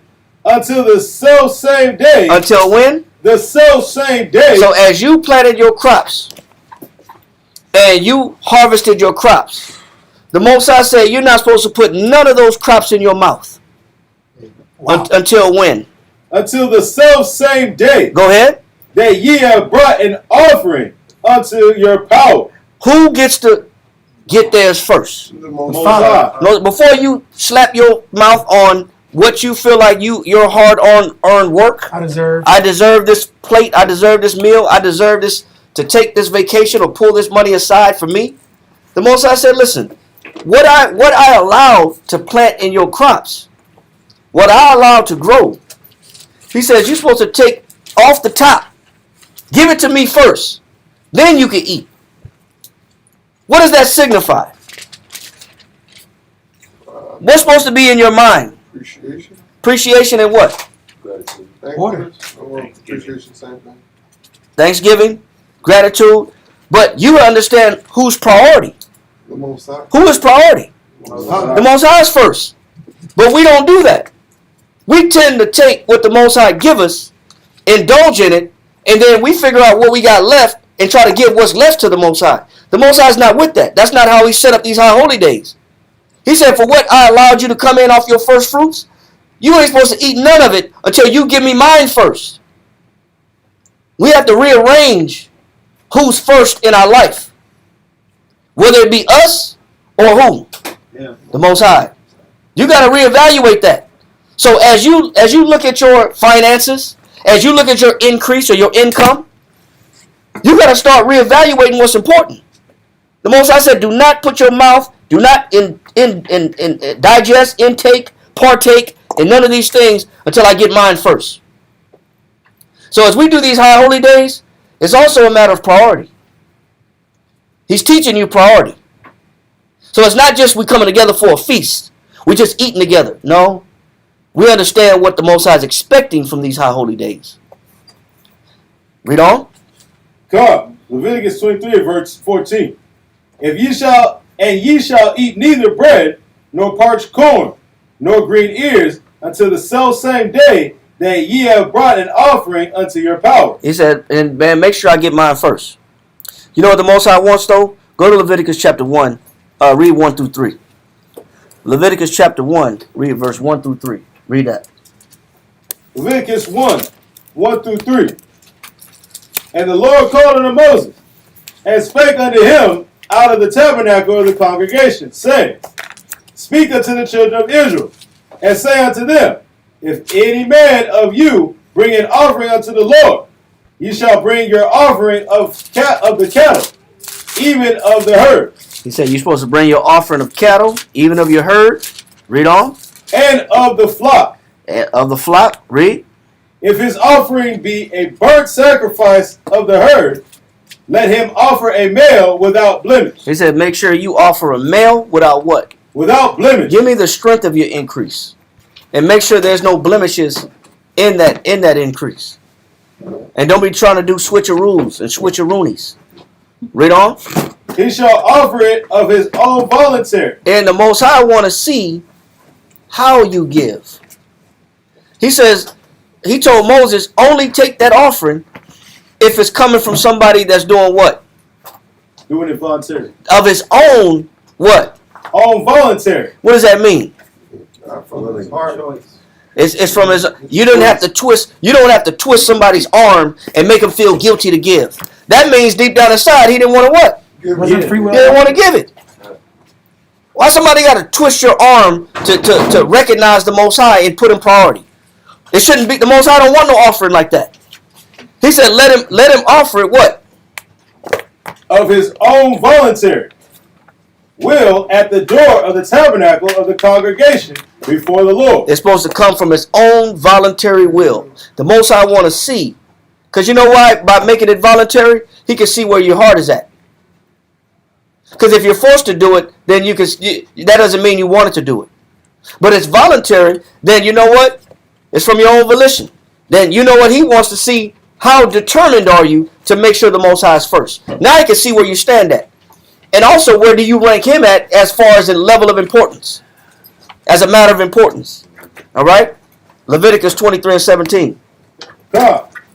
Leviticus chapter 23 and 17. Ye shall bring out of your habitation. Hold on 1 second. Before we go there, I want to get this first. Deuteronomy chapter 16, verse 16.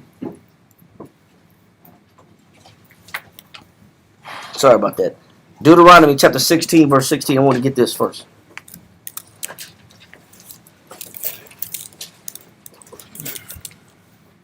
Deuteronomy chapter 16, verse 16.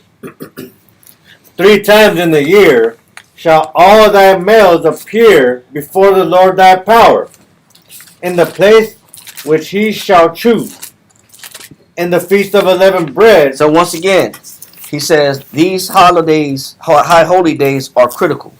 The feast of what? The feast of unleavened bread. When is the feast of unleavened bread? 15th day of the first month of Abib. Yep, 15th day of the first month of Abib, or also known as what? Nisan. All right, which is in the spring. Read. And in the feast of weeks. And in the feast of weeks, which is what? The feast of first fruits. First fruits. Go ahead. Which is the feast of weeks. Yes, feast of weeks is also known. The feast of first fruits is also the beginning of the feast of weeks. All right, it's the beginning of the feast of weeks. The feast of weeks is the 49 days, the 7 Sabbaths, and the following day, which is the 50th day, which is Pentecost, also known as the feast of weeks. It's the Pentecost, which is 50 days after the feast of unleavened bread, or the beginning of Feast of First Fruits. All right, read. And in the Feast of Tabernacles. And the Feast of what? Tabernacles. Which we also have coming up. We have the Feast of Tabernacles coming up in the 15th day of the 7th month, which is 7th month of the sacred year, 1st month of the civil year, known as the month Tishri. All right, we got that? All right, so that way if you see that on the calendar, you're not lost. All right, read on. And they shall not appear before the Lord empty. And they shall not what? Appear before the Lord empty. Once again, the Most High is expecting what? A tithe or something. Some type of offering. But not no sloppy offering. Right. Not no sloppy offering. He's expecting something. Not no, I guess if I have to. Not the follow. Since everybody else, I don't want to look bad. Yep. I don't want to feel bad, so I guess if I have to do it. If I'm compelled to do it. Yeah. Read on. Verse 17. Every man shall give as he is able. And the Most High is not expecting you to lose everything, but the Most High is expecting you to give based on what? On your ability. So you know what the Most High is doing? He is allowing you to determine how much you want to give based on how abundant do you feel like the Most High has been to you throughout the year. If you feel like the Most High has been a blessing to you, then you'll give a blessing. If you feel like the Most High been holding back and withdrawing from you, and the Most High been your enemy, and the Most High, you're angry at the Lord, then you're going to give based on that anger and based on that resentment. He's not asking you to go broke, but what he is asking you is to give based upon how much you think that he's been good to you, based off your thankfulness, based on your appreciation, based on which. Do you feel like the Most High did bless you this whole year? Or you feel like he did nothing? Well, that's going to be determined based on how you give. Read. According to the blessing of the Lord thy power, which he hath given thee. Right. And it's based off what? To the blessing of the Lord thy power, which he hath given thee. So it's based upon how good of a God do you think you have and you serve. That's up to you, though. That's your perspective. That's on you. You dictate how good you think the Lord is. We're going to externalize how we feel about it. We're going to rationalize. Yeah. You know, I didn't get that job I wanted, so I would have gave more, but the Most High didn't give me that job I wanted. Not my fault. It's not my fault. You know, the Most High said 2 is better than 1. I've been doing all this by myself. Yeah. I ain't had no help. So I'm going to give to the Most High based on the fact that I ain't have no help. That's on you. It's how you look at the Most High. It's self-paced. That's how the Most High is looking at your charity. It's self-paced. Nobody can speak for you. Nobody can take it away from you. It's all how you look at the Most High. Right? We understand that, right? Okay. So, now, it says that through reading about these high holy days, these 3 feasts in particular, it says that the Feast of First Fruit was the first harvest of the sacred year, and it usually produced barley. Barley was one of the first crops that would yield, it said, because it grew quick. So you would get that first Feast of First Fruits, you would usually give barley because it was a fast producing crop. It didn't take a long time like wheat. Barley sprung up quick, it grew quick. So the Most High acknowledged the fact that you should be able to give it during that time of year because it grew quick. Now, the Pentecost or the Feast of Weeks, usually Israel gave wheat because it took a longer time to grow. It took that seven weeks to grow in order to yield the crop. But when that crop did yield, the Most High expected that wheat. And then it says that the Feast of Tabernacles, around that time of year, olives and grapes grew, which took a little bit longer, or that it was seasonal for that season. But that's what you usually gave when you didn't come up empty-handed. You usually gave olives or grapes. So now, when you look at it, when you look at what the Most High is expecting, He's expecting something out of your hand, whether it grew quick, whether it was a part of some money that you didn't take a lot of work to get, whether it was it was something that came in your hand quick, or whether it was something that you had to work long and hard for, and you had to wait to get it, the Most High still expected it from either end. Right. Whether it was fast money, easy money, Yeah. or I ain't talking about no dope money. I'm talking about quick money that didn't take a long time to acquire, Right. or whether it was money that may have taken you 6 months to make, or 3 months. It was a slow turnaround. Right. You still were responsible to give regardless of the season, because the Most High still blessed you in that spring. He still blessed you in that summer, and he still blessed you in the fall. So that's why he's expecting something to come out of your hand for those 3 feasts. We understand that? All right. Back to Leviticus chapter 23, verse 18.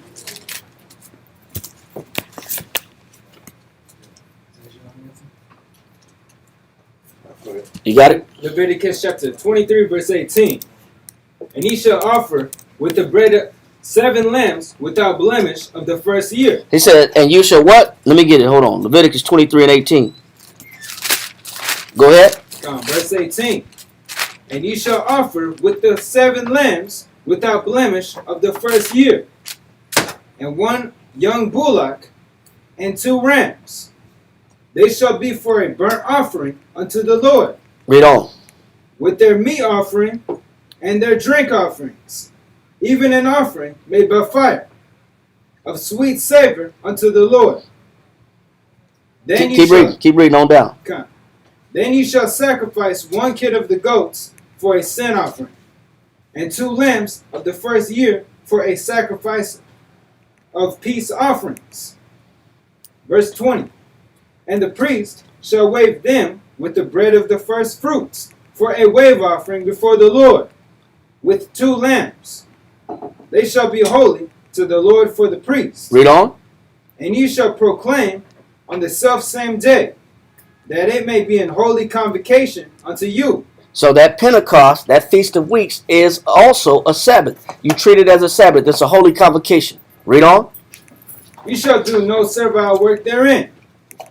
It shall be a statute forever in all your dwellings throughout your generations. So, class, what did we learn about the Feast of First Fruits and the Feast of Pentecost? What did we learn so far? Say it again. You have to give your best. So What else? All dedicated to the Lord. You put the Most High first.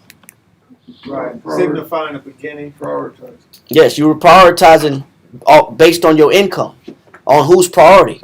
It's according to what you have, and the Most High is not expecting you to give everything, but still, He wants to see how much you care about Him. Exactly. You'll give based on how much you see, how much you love Him and appreciate Him. Off your worthiness, how much He's worthy to you, how much worthiness you have, and the need you have for the Most High. If you feel like you don't need, that's why Christ said the whole need not a physician, but who? The sick. The sick. When you feel like I'm comfortable, I don't need the Most High, then I'm not giving much. But when I know I need the Most High, and I know the Most High, and I can recognize that the Most High has been good to me, and He's been keeping me going, then I can give based off that. Yes, sir. And then also, you shall not do servile work. You can't try to get back what you gave the Most High by your own hand. Yeah, because you know what? I lost that, so I gotta make that. I gotta recover what I gave. Right. That's not having faith in the Most High. Right. That we do that too. Yeah. So yeah, but that overtime check we'll give it to the Most High though. Because I ain't gonna lose much. I already got extra. I gave from the extra. Read on.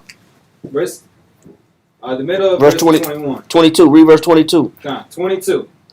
And when you reap the harvest of your land, thou shalt not make clean riddance of the corners of thy field when thou reapest. Why? Read. Neither shalt thou gather any gleaning of thy harvest. Thou shalt leave them unto the poor. He said, thou shalt leave them for who? Unto the poor. Go ahead. And to the stranger. I am the Lord, your power. Get Deuteronomy chapter 15, verse 11. Get Deuteronomy chapter 15, verse 11.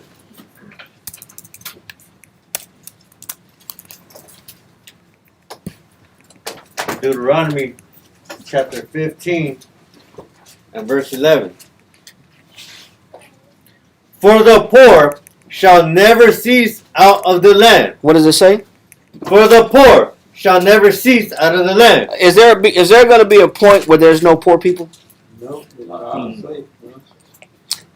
Is there going to be a point where, in time where you won't find people homeless, starving, hungry, alone, broken? Going away, bro. Is that going anywhere? Nope. But you also should know what else is not going anywhere either. What else is not going anywhere? Opportunity for us to give. Boom, bingo. That ain't never leaving. You know what that means? As long as there's poor people, what? There's an opportunity. Right. As long as there's people that's in need, you don't have no excuse. Because they ain't going nowhere. And they going to be here. And for that reason, that means that you can't ignore them. And you can't pretend they don't exist. And you can't fly by them like, hey, that's his fault. There's always an opportunity. So, as you embark on these high holy days, the Most High is not just looking at how you look at him. The Most High is looking at, is he number one? And then he's looking at, is the people that have need number two? So it's bigger than you. It's bigger than just your increase. It's bigger than you just harvesting all the crops like Cain did. All he cared about was reaping all the benefits and agitating the land and making sure that he grew the crops that just reaped more and more and just was greedy to make sure that he indulged in the fruit of his labor. He was cheap with the Most High. A lot of us become money hungry. Or we become comfortably, we try to seek comforts. And we try to we only work to establish ourselves. We don't give a damn about who's suffering behind us. That's their fault. You know what? All I care about is my come up. I got mine, you gotta get yours. You gotta get yours. That's the world's knowledge. You know what? Pull up your own pants and pull up your own boots by the bootstraps. Like I did. Do what I did. Be the master of your own destiny. It's your fault. You want to be poor, that's your fault. No, that's not always somebody's fault. That's why the Most High said, as you get yours, though, put the Most High first. But don't be too damn greedy. Still come back and look out for somebody that don't have. So it's two things that you're doing as you embark on these high holy days. Most High is number one. The poor is number two. Finish that in Deuteronomy 51. Yeah. Deuteronomy chapter 15, verse 11. I'm sorry, 15:11. Read that. For the poor shall never cease out of the land. Therefore I command thee, saying, thou shalt open thy hand wide. He said, the Most High said, this is a commandment. This is an order. That you shall open your hand what? Wide. Why does there have to be an order that you open your hand wide? Why does that got to be a commandment? Because the Most High know that you got some. Like they say, when you greedy, they say, man, you must have been born with your fist closed, with your fist balled up. Why do old people say that? Man, you must have been born with your fist closed. You know why? Because you greedy as hell. That's another way of saying, damn you stingy. Damn you greedy. In Spanish, they call it what? Gordo. Right? Gordo. Did I say it right? Yeah, they say gordo. Gordo? Yeah. Gordo, right? Gordo. That means what? They do this right here. Right? Yeah. What does that mean? Is it called do that? What does that mean? That means you tight, man. Yeah. You tight, you born with your fist closed. Every culture got some type of sign. You gordo, you know what? You stingy. That's just a hand gesture. Yes, gordo, your elbows here just like. You just tuck it in like this? Oh, okay. You greedy, man. I see it's a car do this, right? Yeah. And they tap their elbow. Yeah. They no wonder that now I understand why they do it. They do that to me, so you call them. So now I understand though, but it's like this. I don't want to give. The Most High got to make a commandment that you open your hand what? Wide. Go ahead. Says, thou shalt open thy hand wide unto thy brother, to thy poor, and to thy needy in thy land. So the Most High said, you make him priority, and you don't forget about the people around you that don't have. The Most High is expecting this as you come up on these high holy days. Proverbs 19:7, real quick. And then Ecclesiasticus in Apocrypha 7:32.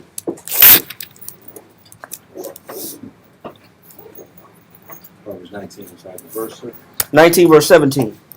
Proverbs 19 and verse 17. He that hath pity upon the poor. It said, he that hath pity upon the poor. Go ahead. Lendeth unto the Lord. When you give to the poor, who are you giving to? To the Lord. He said you're giving to the Lord. So it's not. Is it in vain when you help somebody in need? No, it's not in vain. It's not in vain. The scriptures say, "Give to a godly man, help not a sinner." It said, "Give to the godly."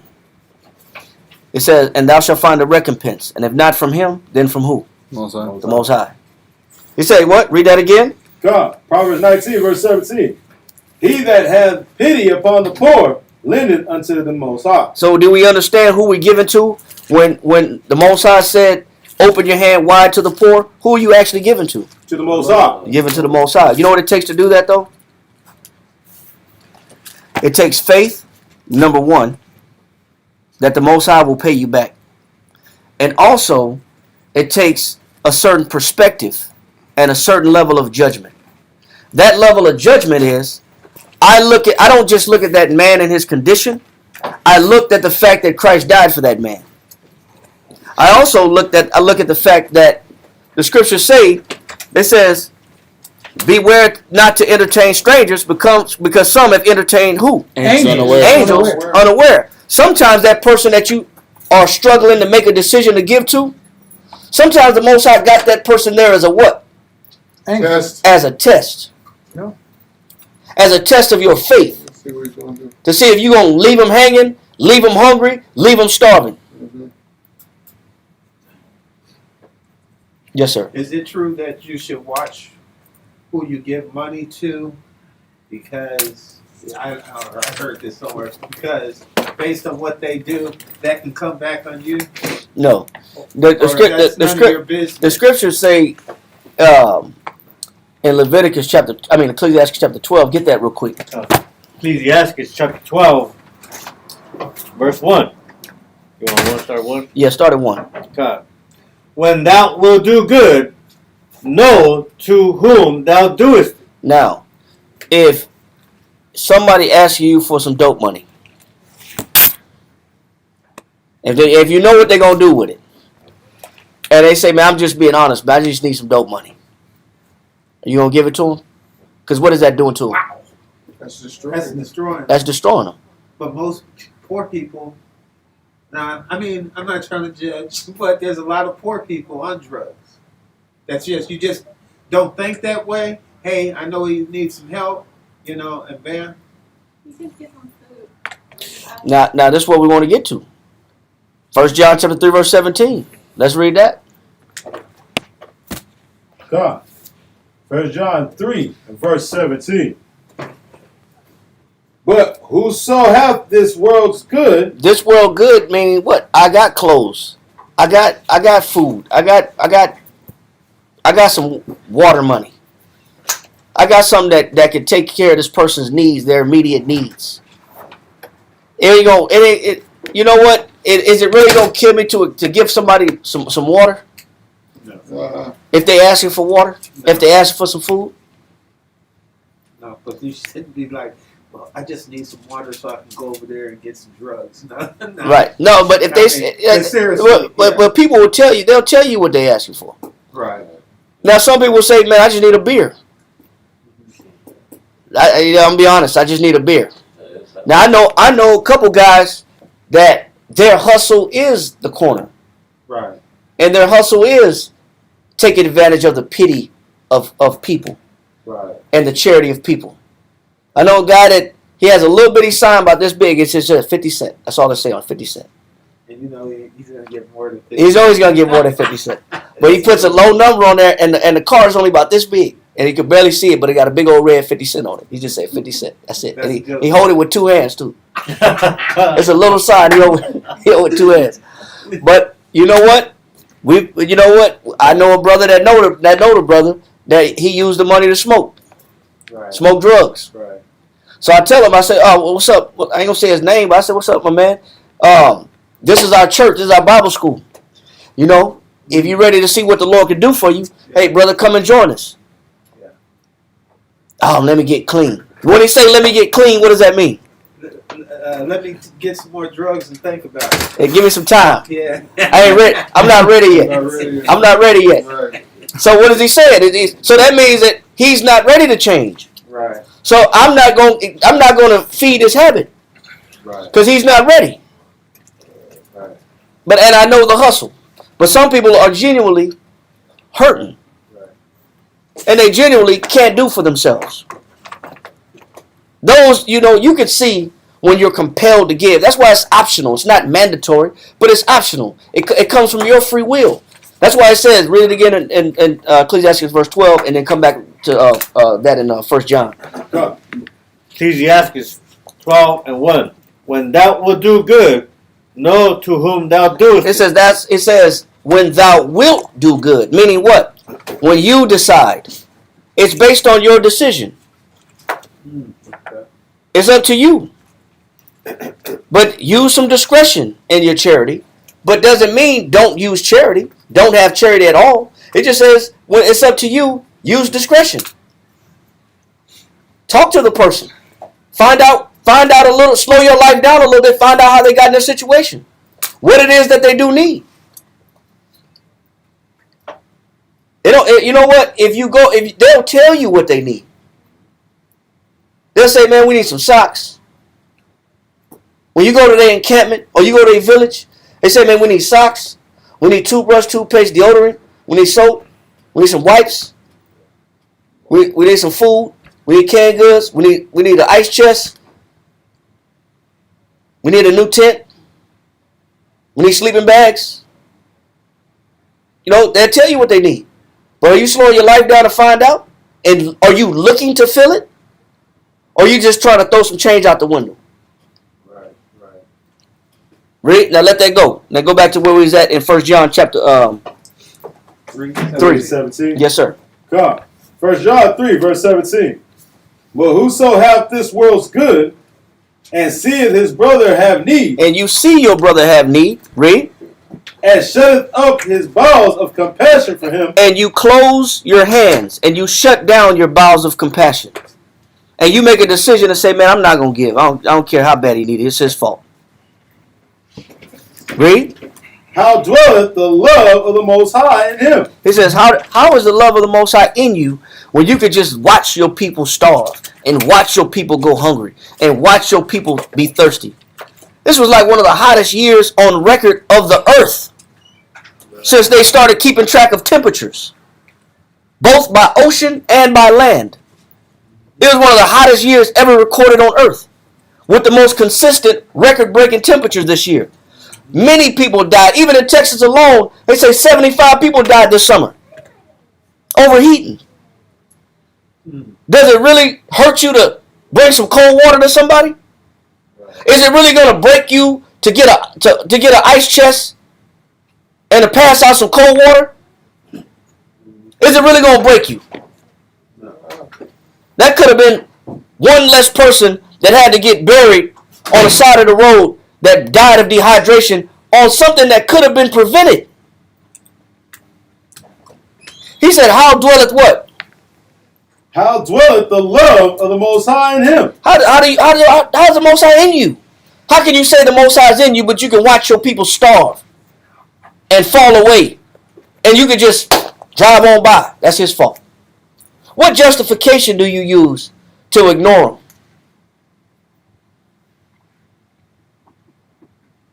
Because it could be you one day. Right. And if you were the children of Israel, a lot of times it was you. Could be your brother, could be your sister. And a lot of us be coming out of that condition. Ecclesiastes chapter 20, verse 14 in the Apocrypha.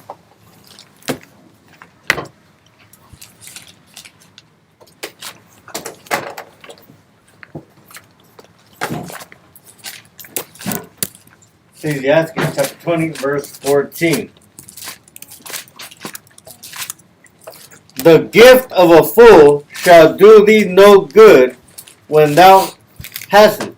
Go ahead. Neither yet of the envious for his necessity. Read. For he looketh to receive many things for one. He says, a greedy person looketh to receive many things for what? For one. This is a person that has that, as long as I win, that's all I care about. Wow. Long as I win. I come out on top. Long as I come out on top. No losses. I don't take L's. You got some collateral? I give to you. You got some collateral? Let me hold something. Long as I come out on top. Long as I don't mind giving, but as long as I win after it's all said and done, I got to make sure I win. I know people like that. I got to make sure whatever I'm willing to offer you, I better get it back with interest, or if you fail, then at least I got this from you to where I don't feel like you burned me. I ain't going to get beat. I'm not getting burnt. He said that some people have this mind frame. Read on. But a greedy man got this mind frame. Read on. He giveth little. He said, but he gives what? Little. When people got that greedy mind frame, I'm not going to let you burn me. I'm not going to let nobody get over on me. This is my money. These are my resources. You ain't finna get over on me. He said they give what? He giveth little. He give little. Read. And upbraideth much. And he hold back. Upbraid means to hold back. They said he holds back what he could give. That means I could give more, but I choose not to. I don't want to. Read on. He openeth his mouth like a crier. And in the little bit that he do give you, he crying his ass off. Hey man, you know I gave you that $2, right? You know I did. How come you ain't give me that $2 back? Like damn brother, you beat me over the head for $2. You banging me over the head for $2. I gave you $5. The tacos was $3.25. I was expecting that $1.75. Can I get that change back, bro? Screwjack. Like damn, brother, I could have said, hey, brother, keep the change. I could have said, make sure you give me one, get you one. Anything left, get somebody else one. But I need everything back that I gave. I want it all back. What do you call him, a crier? He cries. Crier. He cries because he wanted back. He want what he gave back. Meaning, damn, you went there. Why'd you even give it if you want it back so soon with all this intensity? Right. You didn't even let me get on my feet to give it back to you. I told you I get paid on Friday. It's Thursday. I'm just reminding you. Yeah, I'm just reminding you, just so you don't forget, just in case you forgot about it. You know, I did give you that 20. I just need that $20 back. He said he does what? It says he opened his mouth like a crier. Like a what? Like a cry, bro. He's not going to let you sleep until you make sure you pay back that damn change. They vex you to pay back. Yeah. Before you even need to pay back. Yeah, you like, you know what? Let me go and get this guy out of my hair. I'll go pawn something real quick. Let me make sure I get this guy off my back and stop sweating me. Read. Today he lended, and tomorrow will he ask it again. Yeah, today he lended, but tomorrow it ain't even been a day. It ain't been 24 hours. And this person wants what? That's all I think about. That's bad. He couldn't sleep. He couldn't sleep then. That meant I couldn't sleep because you know what? I lent it to you, and we made an agreement. When can you get that back to me? Like, brother, I ain't even wear the shirt yet. Can I at least wear it? Can I wear it first? I tell you what, don't even worry about letting me borrow that. Just take the shirt back. Not worth the shirt. Ain't worth it, man. Yeah, go ahead and keep the shirt, brother. Yeah. You know what I'm saying? I just wanted to sport it a little bit. Don't worry about it. I just thought it was fly, but don't worry about it. It's yours, brother. You can have it. Thank you. Like, damn, man. Yeah. Like, damn, brother. Never again. How does the Most High feel about this person? Read. Such an one is to be hated of the Most High and man. And for that greedy-minded person that has no ability to have charity and extend himself and open his hand wide to his people, he said that man that won't, as soon as you give him something, he want it back and he crying for it back. He said that man is to be hated by the Most High and who? Man. And man, you don't even want to go into an exchange with that person. You don't want to have no dealings in business with that person. You might as well say, you know what, I need it, but you know what, I ain't even going to ask. Yeah. It's not even worth it. It's not even worth even asking this brother to come through, because look at this person's temperament. Look at this greedy mind frame that we're dealing with. Is this the mind frame that we can expect a blessing from the Most High from? No. Ecclesiastes 7:32. Come. Ecclesiastes 7 and verse 32. So as you come up on these high holy days, we know what mind frame the Most High want us in. Read. Ecclesiastes 7 and verse 32. And stretch thine hand unto the poor. It says, stretch thine hand unto the poor. Read. That thy blessing may be perfected. He says, when you stretch your hand to the poor, and you don't do it with a greedy mind, hitting people over the head, making sure you extract every ounce of what you gave in your charity, he said, then your blessing shall be what? Perfected. He says, your blessing shall be perfected. The Most High will honor that blessing. See, this is why Cain couldn't get honored. All he cared about was increase. All he cared about was gain. He couldn't give the Most High even that 10%, even a little bit of his offering, even that 10th of his offering. He couldn't give that to the Lord. And this is why the Most High rejected his offering. And this is why the Most High rejects a lot of our offerings. Because we got the wrong mind behind the offering. We got the wrong intention behind the offering. We got the wrong expectation behind the offering. Last verse, Leviticus 23 and 23. And then we're going to go to Josephus, page 116 in the Josephus. Leviticus chapter 23, verse 23.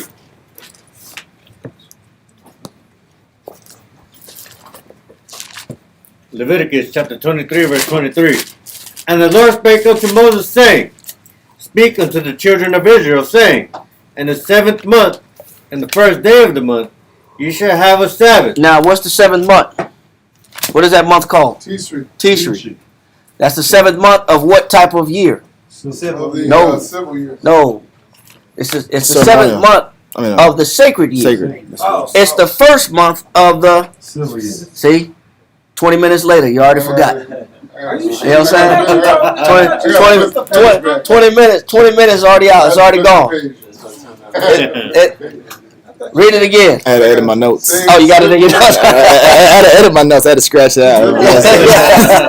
I wrote down wrong. Read it again. I said I'm gonna say it. I'm gonna say it many times.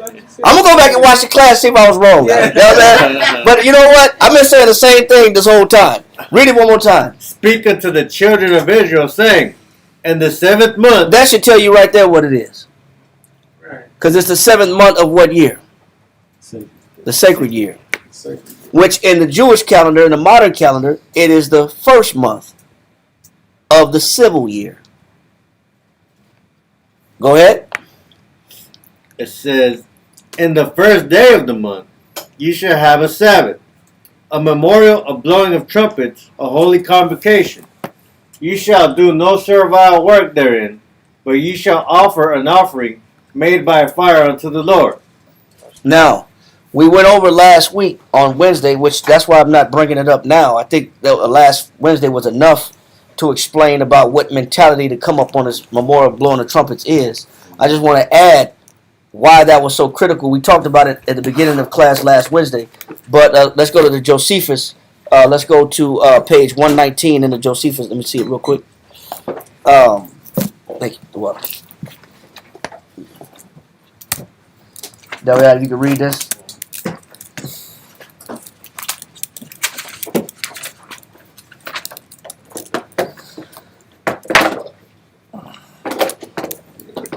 We're going to read, page 116. Salaki, page 116. We're in book 4, chapter 8, paragraph 5. And we're going to read paragraph 5, 6, and 7. All right? No, actually, 5 through 8 chapter. All right? Read that. Wow. When you have possessed yourselves in the land of Canaan. It's page 116. Page 116, Antiquities of the Jews. Book 4, page 116, Antiquities of the Jews. Book 4, chapter 8, paragraph 5, line 199. Line 199. All right? Read that. When you have possessed yourselves of the land of Canaan, and have leisure to enjoy the good things of it.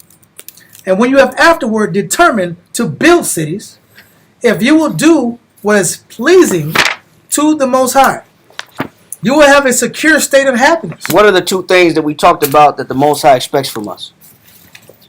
Number one is what? Put the Most High as what? Put the Most High first. Put the Most High first. What's number two? Put poor people second. Put the poor people second. Look out for the poor people. Read. Let there be then one city of the land of Canaan, and this situate, right? Yeah, situate. Situate in the most agreeable place for its goodness, and very eminent in itself. And let it be that which the Most High shall choose for himself by prophetic revelation. Go ahead. Let there also be one temple therein, and one altar, not reared of hewn stones, but such as you gather together at random, which stones, when they were whited over with mortar, will have a handsome appearance, and be beautiful to the sight. Let the ascent to it be not by steps, but by an acclivity of raised earth. Like a ramp. Read. And let there be neither an altar nor a temple in any other city. For the Most High is but one, and the nation of the Hebrews is but one. Because if you put up multiple altars around other cities, people will pick and choose which one they want to go to, and they won't come together. Right. So the Most High is saying, select one place and bring them all together in one place, because the Most High is one. So the people should be one.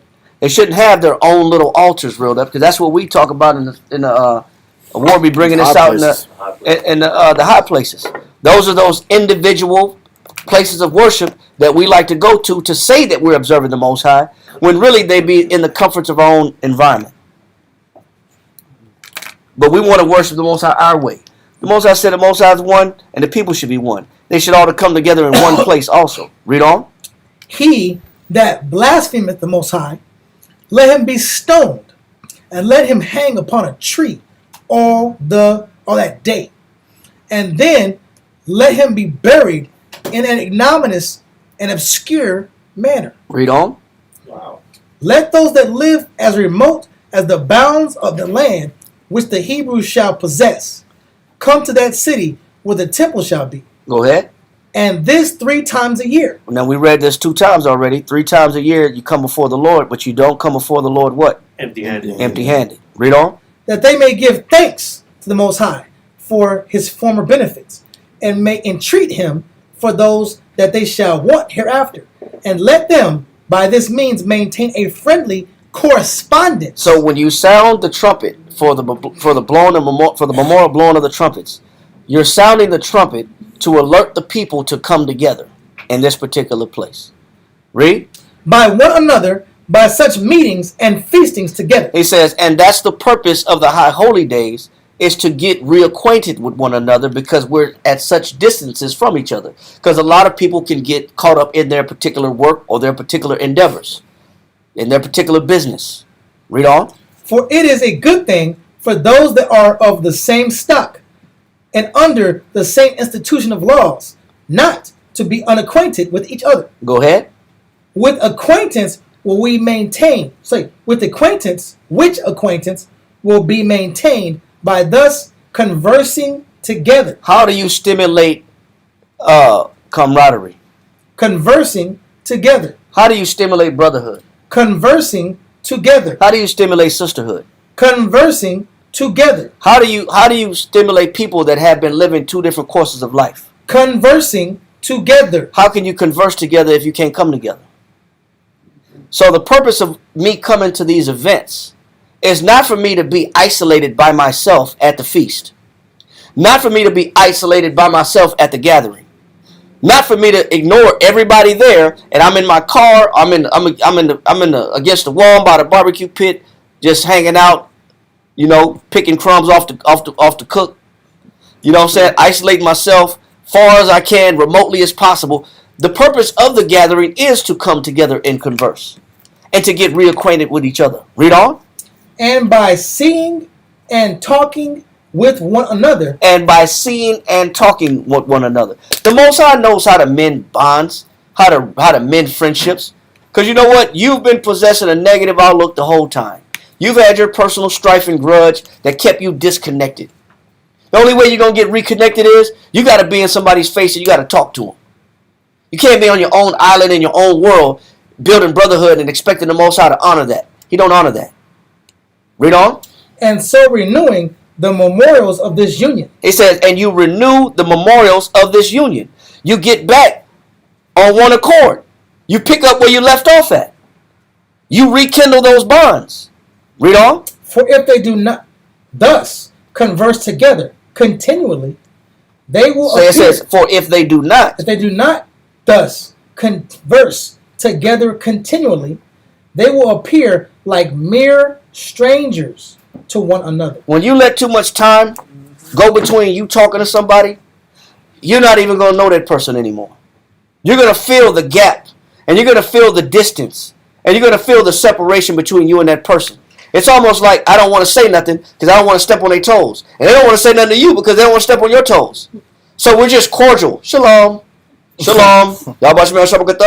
We're just cordial. But you know what you got to do? Get out of your head and start talking. Get out of your head and start talking and conversing. Be in that person's face. Ask them questions. Stimulate dialogue. That's how you rekindle bonds. Read on.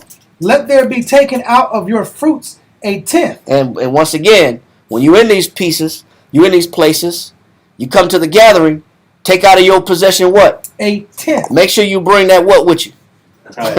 Make sure you bring that tenth with you. Make sure you bring that tithe with you. Don't come empty-handed. Read on. Besides that which you have allotted to give to the priests and Levites. This you may indeed sell in the country, but it is to be used in those feasts and sacrifices that are to be celebrated in the holy city. For it is fit that you should enjoy those fruits of the earth which the Most High gives you to possess, so as may be to honor of the donor. And by you giving the tenth, you honor who? The donor. Who's the donor? The Father. The Most High. That's how you honor the donor, which is you honor the one that gave you the crops, is you make sure that you come back and redistribute that tenth. But if you don't think that way, then it connects to your class about who's your God. Yep. Nimrod. Yep. Because you either believe the Most High blessed you, or you believe you blessed you. Your hard work. And if you think you blessed you, that's the philosophy and really the cult of Nimrod. And that's a greedy mind too. That's that greed. All right. Any questions? Yeah. We have any questions? Yes, sir. Well, not a question, but a comment. So, when people ask us, like, well, what do you celebrate? They can watch this class. Now you know. Okay. Now you know. That was the whole purpose of it. Yeah. We went back to the beginning of the Leviticus chapter 23 because we kind of jumped right in the middle of memorial blowing of the trumpets. So I kind of wanted to go back and backtrack and show that each one of these high holy days are critical. They're all important and they all mean something. Mm-hmm. You know what I'm saying? So with that, let's get one more verse. Agreed. Let me get one more verse, man. Give me one more verse. Give me Psalms chapter 15 verse 1. God.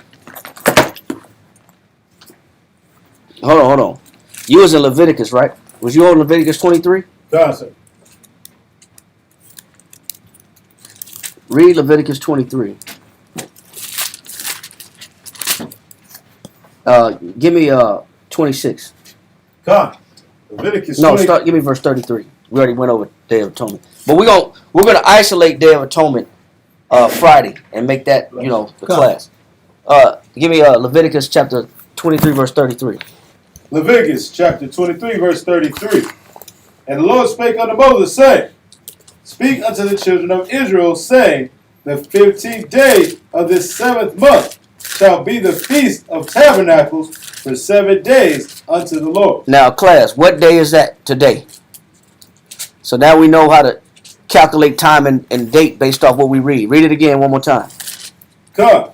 And the Lord spake unto Moses, saying, Speak unto the children of Israel, saying, The 15th day of this 7th month. The 15th day of what?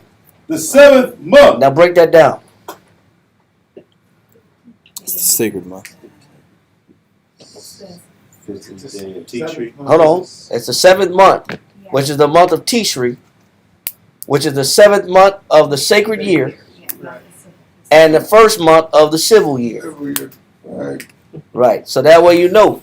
So you'll never be confused again when you see sacred year, civil year in history. Read. The 15th day of this 7th month shall be the Feast of Tabernacles for 7 days unto the Lord. On the first day. Now, he says it's going to be the Feast of what? Tabernacle. Now, what's the significance of that? Because that's coming up this month. That's coming up on the 30th and the 1st of sundown. I think the 29th or 30th of this month to the 1st. Give me Psalms 15 and 1.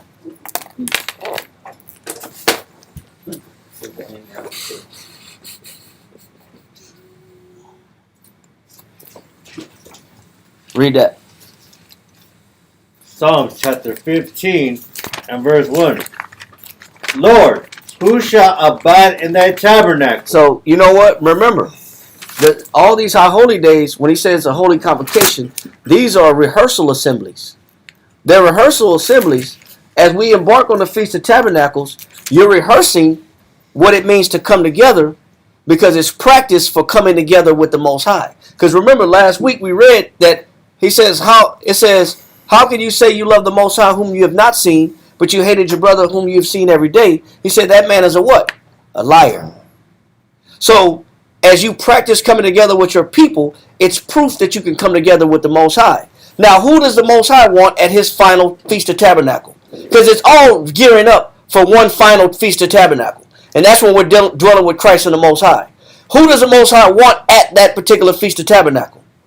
Read Psalm 15 and 1. Come on, Psalm 15 and 1. Lord, who shall abide in thy tabernacle? Who shall dwell in thy holy hill? Is asking a question. Read. He that walketh uprightly, and worketh righteousness, and speaketh the truth in his heart. Read on. He that backbiteth. He that what? He that backbiteth not. He said he, and the one the Most High wants in his tabernacle are the ones that backbiteth not.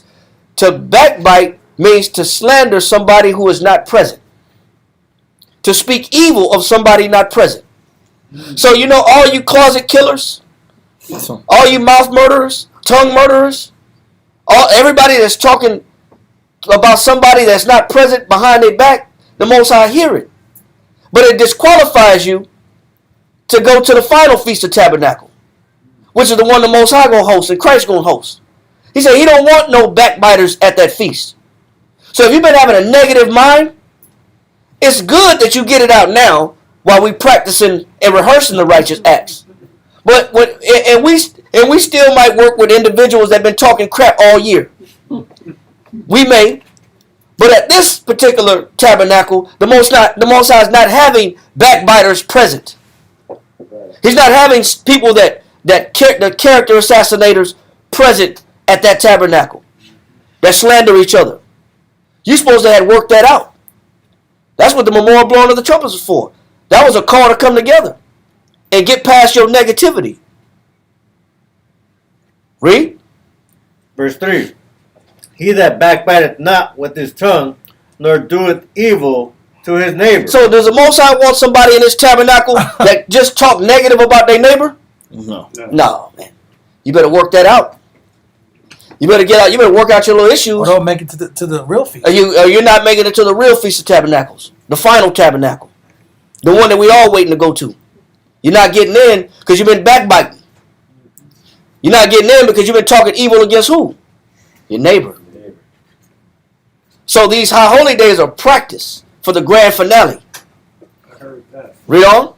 Nor taketh up a reproach against his neighbor. Damn, saying the same thing. Speaking evil words against his neighbor. Read. And whose eyes a vile person is condemned. A contemned. Contemned. Is hated. Read. But He honored them that fear the Lord. But the Most High honored them that what? Fear the Lord. Go ahead. He that sweareth to his own hurt and changeth not. Go ahead. He considers that vile person, that backbiter. Yeah, he that swear to his own hurt. When he said he that swear to his own hurt, me talking negative about somebody only hurts who? Myself. Me. Me despising somebody else only hurts me. It disqualifies me. It don't hurt them. It can hurt them, but it's really affecting my entryway to the Most High's tabernacle. Read on. Verse 5. He that putteth not out his money to usury. And all them greedy individuals that we talking about, that don't want to lend, that won't double back for what they give out, the Most High don't want them at the tabernacle either. Them uncharitable individuals that can't find it within themselves to open their hand wide, that's got that coil that's tight. He don't want them at the tabernacle either. You know, you're greedy, you're stingy, your hands are closed. You don't know what the definition of charity is. He don't want you at the tabernacle either, because that's how you view him. All you care about is gain. Read on. Nor taketh reward against the innocent. He that doeth these things shall never be moved. He said, he that doeth these things shall never be moved. So, I got to make sure that I'm qualified to be at the tabernacle. Yes, sir. What is he that sweareth his own hurt and changeth not? What is that? What he's saying is that if I'm backbiting and giving reproach and using opprobrious words, with scornful words, to my brothers, to my neighbors, I'm not just hurting them, I'm really hurting who? Yourself. I'm really hurting myself. Okay. All right? So with that, we're going to say shalom. Shalom. And we'll see you on Friday. And we'll go and expound further on this Day of Atonement. Because the Day of Atonement is this Saturday at sundown. All right? Yes, sir. Feast of Ingathering. Is that the same thing? Feast of Tabernacle. Okay. Feast of Ingathering. The Feast of Booths. The Feast of Succoth. All these mean the same thing. Succoth means tents. It's all the same thing. It's all the Feast of Tabernacles. Yes. Pentecost is not the same as the first fruit. Say it again. The Pentecost. The first fruits begins the Pentecost. Are they the same or is two? No, they're not the same. You know, one is you giving your first fruits, but the other one is Feast of Weeks. You come together and you celebrate that 50th day. The Feast of First Fruits begins those 7 weeks that ends with the Pentecost. All right. All right. Any other questions? What's the 7th month? No, just playing.